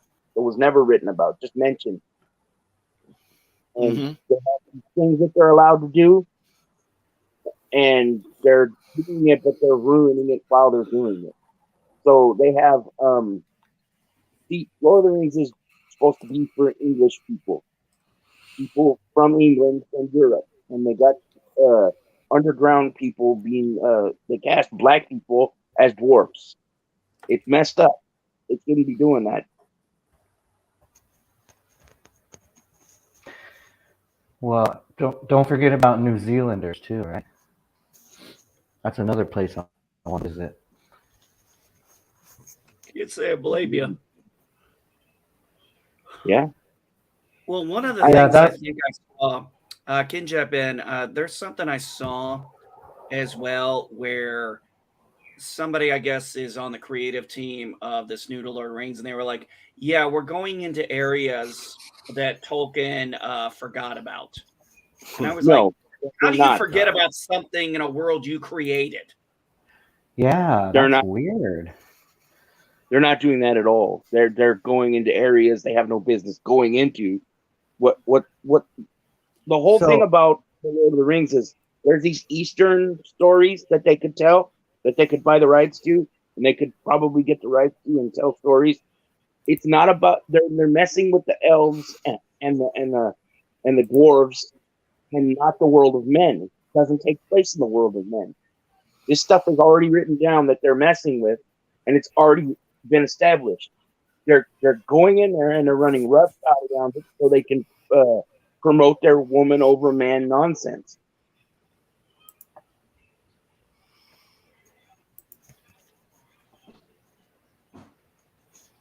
Well, that's disappointing. I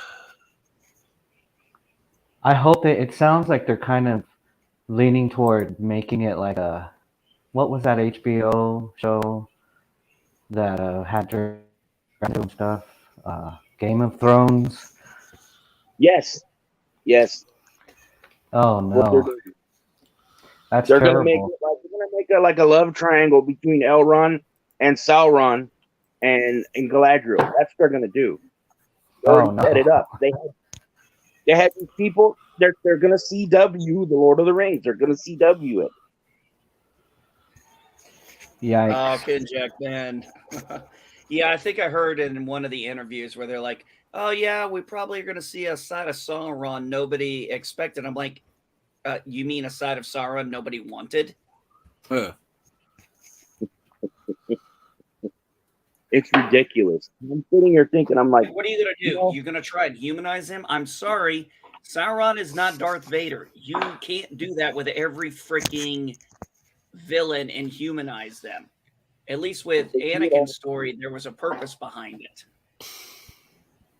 They do it all the time. Make Sharon not such a bad guy, and then all of a sudden he gets stabbed in the back and then becomes a bad guy? You're supposed to feel bad for him when he loses the war for the ring.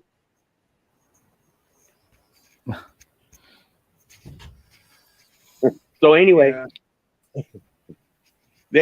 I think that what they're going to do is they're going to do some sort of love triangle between Galadriel and Elrond and Sauron and whatever else character they can pull out of there. Tom Bombadil's going to come by and going to use him too. It's supposed to be a prequel, so is it the Third Age, but the beginning of the Third Age, or it's the second? The Second Age? Yeah, they're messing with the second. So not it's even. way before. It's not even the. They said it's not even the Silmarillion. It's something else, and it's like It's like a paragraph or two that they're basing this off of. They don't even have the rights to the Eastern. They don't even have the rights to the Eastern stories with the Blue Wizard. Oh wow. Okay. So they're not even talking about Blue Wizard. They don't talk about none of that stuff. They're taking this one war that happened, that characters that never fought in that war, and they're taking characters from the Peter Jackson story, like the ones that you know, like Galadriel and Elrond and all the elves and the dwarves. Are there hobbits? They haven't said anything about hobbits yet, but if there are, I don't know. I don't think there are hobbits. Hobbits ain't even been created yet or whatever. Oh, okay. It's before that. And the thing is that the time is already established in the lore that Galadriel is a child when this is going on. She's not even an adult. She's not supposed to be around doing the things that she's doing. So right then and there, they messed it up. Off subject here, I just thought this was funny. I just came across a tweet that somebody posted, and they were like, yeah, I think when it comes to, it's like, yeah, my college degree that I'm in college doesn't necessarily make me smarter than you, but I think at 19, I know more about government and politics than you do. I'm like, you think you know more about government and politics than I do. Okay. I was like, I'm waiting to see. I was like, try me. Like, please try me. I know all I need to know about government and politics because governance in our system of government comes from the consent of the governed. So there it goes, right there. That's all I need to know. All I need to know is anytime I hear the words, I'm from the government and I'm here to help, that's when you close the door. I like what the tick had to say about the government when they showed up and said, hey, oh no, we have all the government we need. Thanks. I love that. That's my favorite line about that. The tick.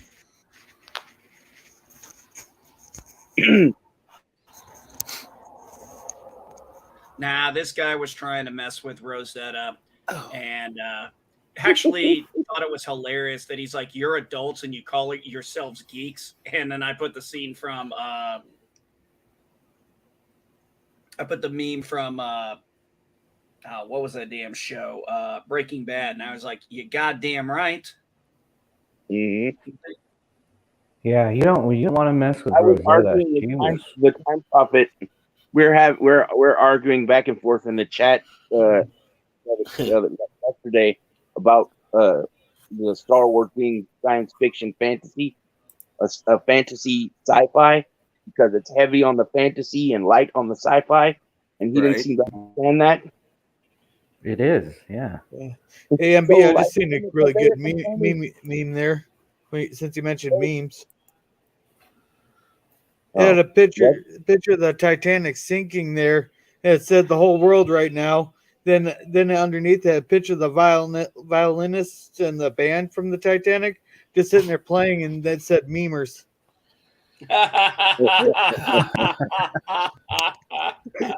This is the other thing about the whole Ukraine thing. I'm like, we don't need to be bothering with them. I don't think it has anything to do with us. Well, since we're part of NATO, though, we do have to have a say in that. We don't have to do anything. We pay for NATO. You can tell them to sod off. We don't need to do anything with NATO. Actually, guys, just remember, Ukraine is actually not part of NATO. Oh, that's right. Ukraine isn't part of NATO. We have no business. We have no. The Ukrainians want to defend themselves.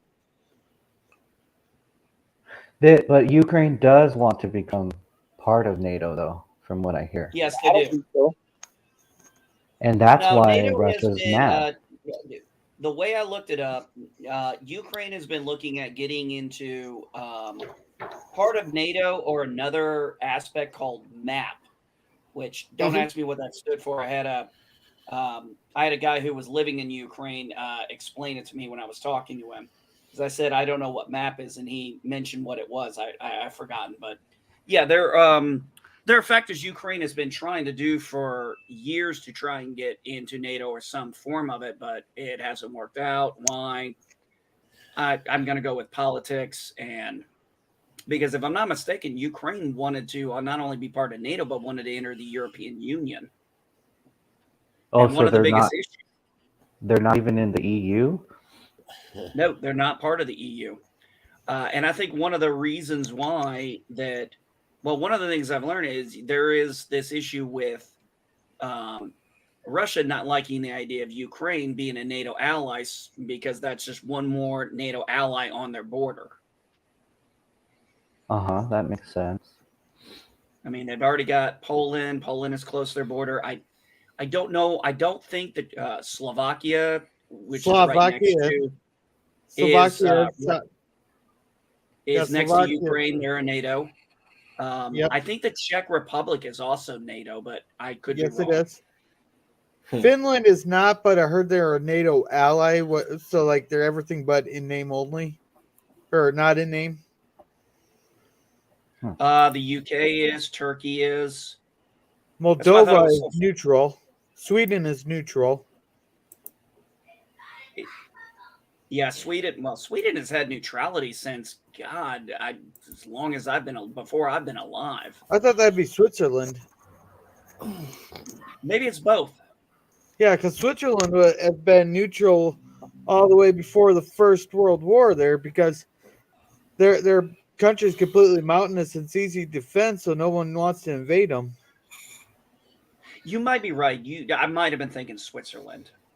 Yeah, it's the country with the white flag and the red cross, right? I'm not sure about flags, but I know for a fact Switzerland's been neutral for over 100 years, Yeah, 120 they're known years. for that. They're known. They're the for ones. that, With the meatball.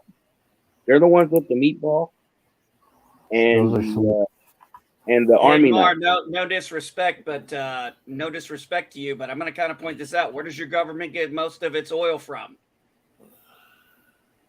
Who's that? Mar. He lives in Germany. Oh yeah, they're gonna. Oh man, it's gonna be bad for them.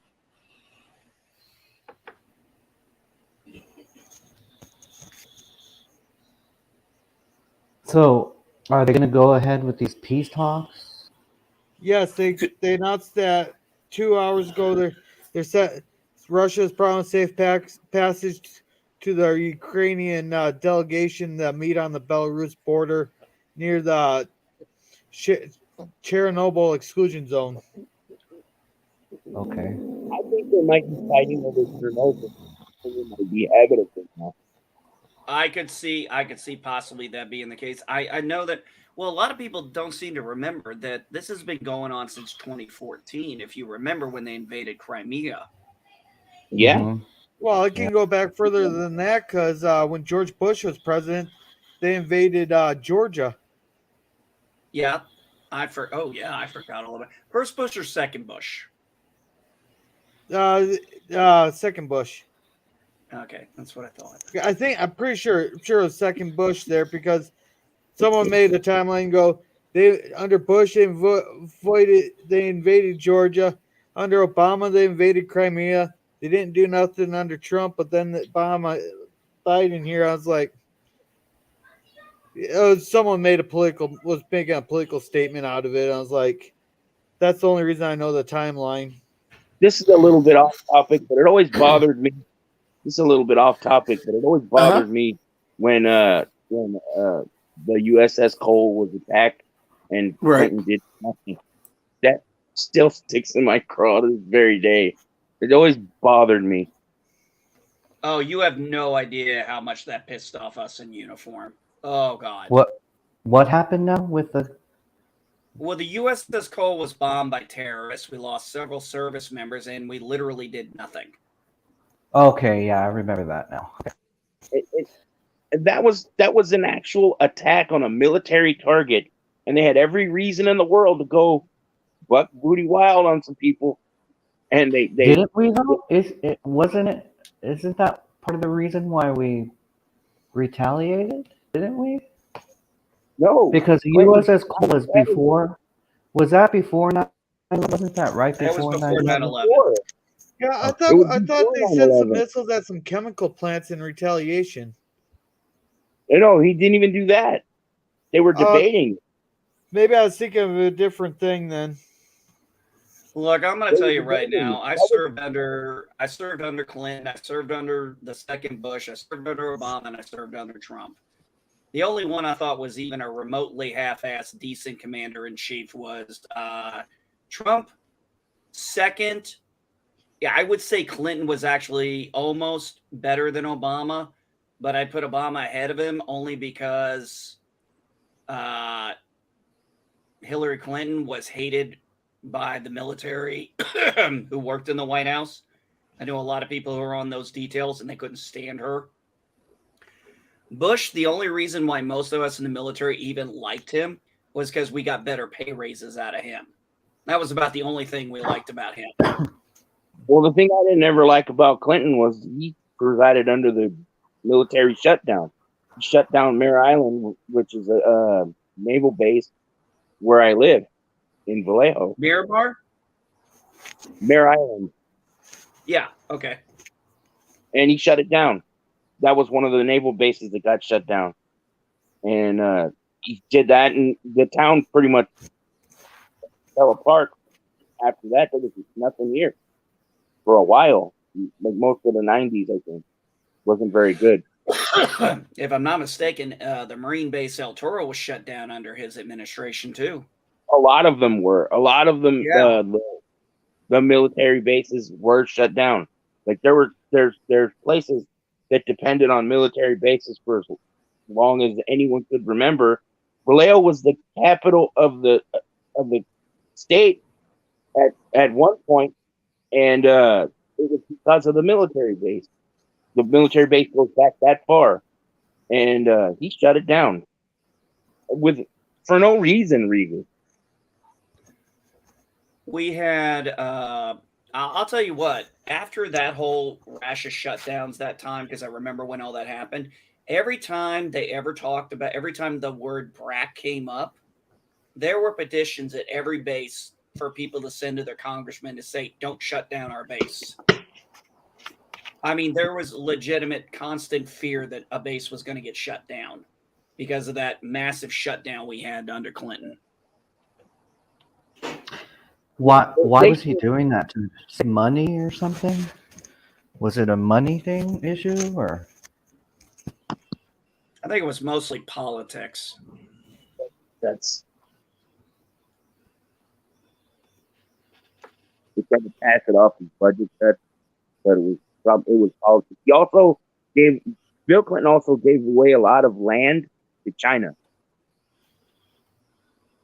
China has control over actual ports in our country, and they store their goods.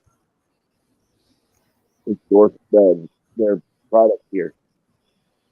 He signed it, though, that gave them control of it. That's not cool. I remember when I was at 29 Palms, California, doing combined arm exercises, and I was in a 5-ton, and we were heading to our location. And our major, he goes, "What day is today?" And somebody mentioned it was January something. He's like, "Clinton's not president anymore, is he now?" It's like, "No, sir. The commander-in-chief is Bush now." And for the next 20 minutes of that drive, he unloaded about 8 years of just utter disgust for Clinton in that 15, 20-minute ride. I swear to God, I wondered if he even took the time to breathe. Good Lord, he hated Clinton so much. He started all the way back when he was a lieutenant when Clinton came in, and just how much he thought he fucked over the military during those 8 years. Yeah, he did. He did. And then what do we get after Clinton? Who came in after Clinton? What was it? Bush. It was Second Bush. Bush? Oh, okay. W. Yeah. He see, this is the other thing about people who crap on W and them. I'm on disability. I'm on SSI. That's how I get money, because of my disability. And the whole time Bush was president, we never missed a cost of living increase.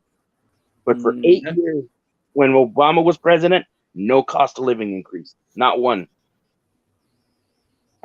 Obama, well, let's see, under Bush, we were averaging 3% pay increases every year, including some in our benefit packages.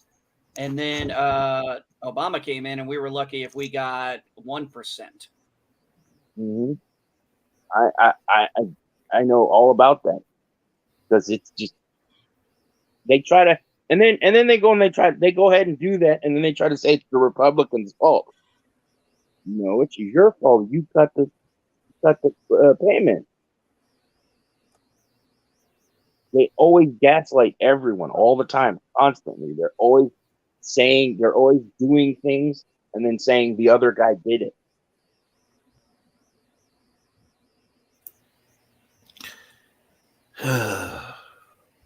And the thing that's crazy about it is it works. It's a strategy that works because everybody, it's so stupid. Everybody believes it when they say it too.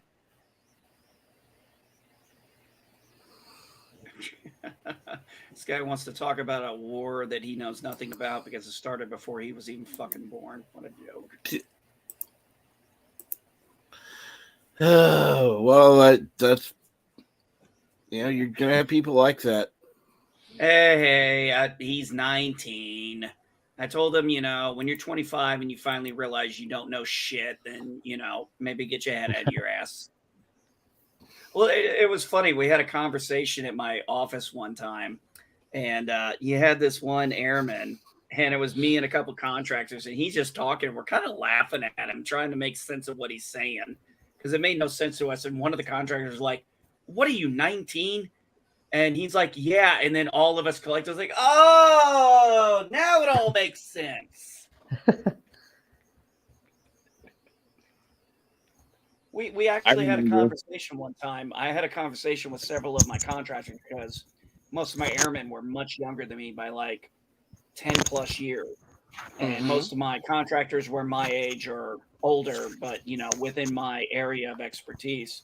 And I said, "So what do you guys think? When is it that we as men do we finally realize we actually don't know shit and get our head out of our ass?" And we all kind of collectively said, "Yeah, it's around the 24 to 26 age."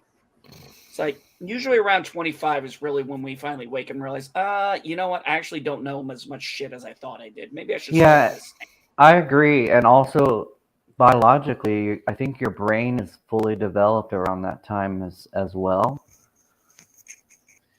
I think. It just seemed to be the timeline that we all collectively agreed on. That we said, yeah, right around that time, we seem to finally realize, hey, maybe we need to listen and learn and not assume we know everything.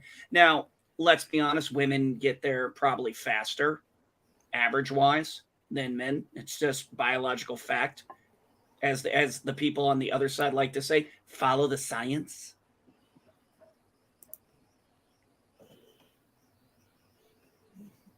I realized this pretty quickly, that when I turned 40, everyone who wasn't 40, even 30-year-olds, sounded like children to me.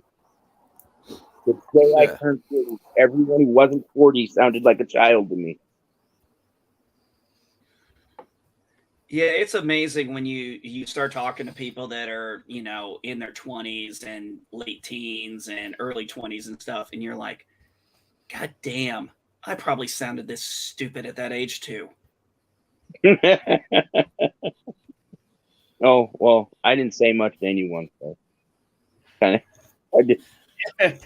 I mean, just like some of the things we probably said or thought, and it's kind of like, damn. It was like there was that scene from Roseanne way back when they're all playing poker and they got the one young guy there, and he's all upset because things are going probably, and Dan gets up and goes, give the poor kid a break. Remember when you were that age and still thought your life was going to amount to something? And the guy goes, yeah, I'm glad those days are over. I kind of remember when somebody says, yeah, you should probably I can't remember how it goes. It's the saying where they say, it's better to keep quiet when you know nothing than open your mouth and prove it. Yeah.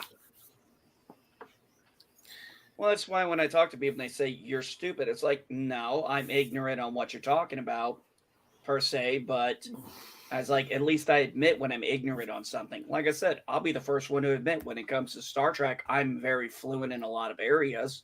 Star Wars as well.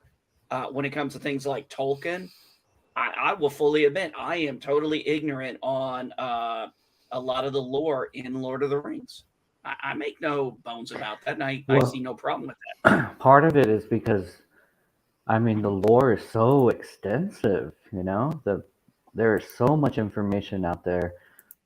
Some characters, I mean, Tolkien, he wrote, when he created the the lore and all that, I mean, he had the history of it going back to, people's grandparents, great grandparents. This person's related to that person,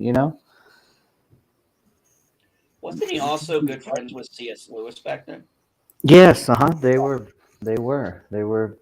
had friendly debates about Protestantism versus Catholicism because Tolkien was a Catholic and C.S. Lewis was a Protestant. I'm not. For I'm not those as. of you who don't know, Lord, when I mentioned C.S. Lewis, I'm talking about the guy who wrote the series The Lion, the Witch, and the Wardrobe. Very good book Yeah. series, by the way. Yeah, I'm not as into them as I am Tolkien, but they are good. I grew up with them, and I actually enjoyed the newer movies. I thought they did a pretty good job. Yeah. I don't think I think I saw the first one. I don't think I saw any of the others that came after. I remember trying to watch a book series I really loved. I don't know if any of you all heard of it, Percy Jackson and the Lightning Thief. Yeah, I've heard of that. I thought the books were good, and then I watched the movie, and I'm just like, this sucks. I've never seen it. Hey, you guys, I'm gonna go. I'm gonna go get me some food, so I'm gonna go. Absolutely. Okay. You have a good day, Kincheck Ben. Take care, You kid. guys Bye, Kenjack Ben. have May a the good day. pumpkin be with you.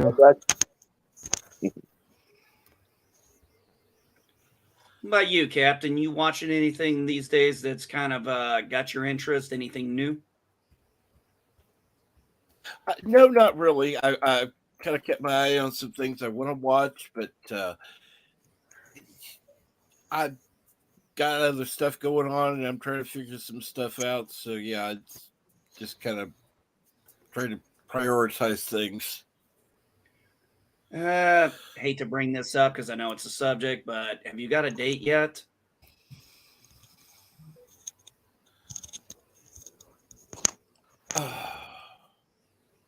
For what? For your surgery. Oh no. I see the doctor's office that I was supposed to go to called and canceled the appointment. I'm going to call again this week and try to get it rescheduled. So. Fucking A. I'm starting to wonder if you need to get a new doctor. Well, this one I like, so I'm going to wait on it.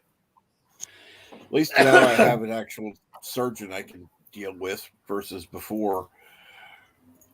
At least you're making progress there. Exactly. It seems like you've been kind of stuck behind a fence for a long time. At least it's good to know you're making some progress.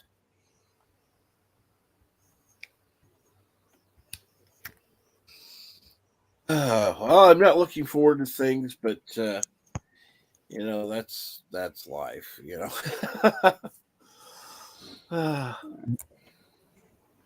Well, hey, Cap, Gorillas, Aravok.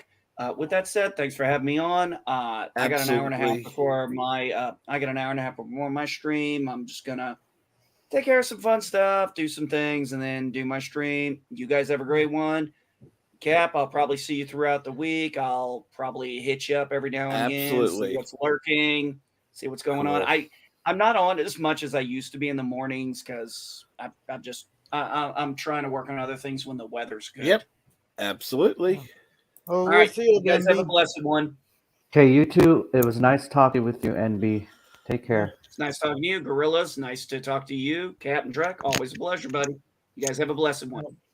We'll see you. And I think with that, I'll just go ahead and close this out. Almost gone 3.5 hours. I do want to thank everyone who's been on the panel and everybody who's been in chat. Thank you so much. And I will see you all later. Yeah, swing by my channel tonight, Captain. I'm going to be host. I'll be streaming about after Question of Trek about 6:30. Awesome. Make sure to check out Gorilla's Random Thoughts later on tonight. About your 6:30 Eastern. Is that correct? No, Central Standard Time. 6:30 Central. Okay. Yep. Check it I out. might get my first strike tonight. Well, we'll find out.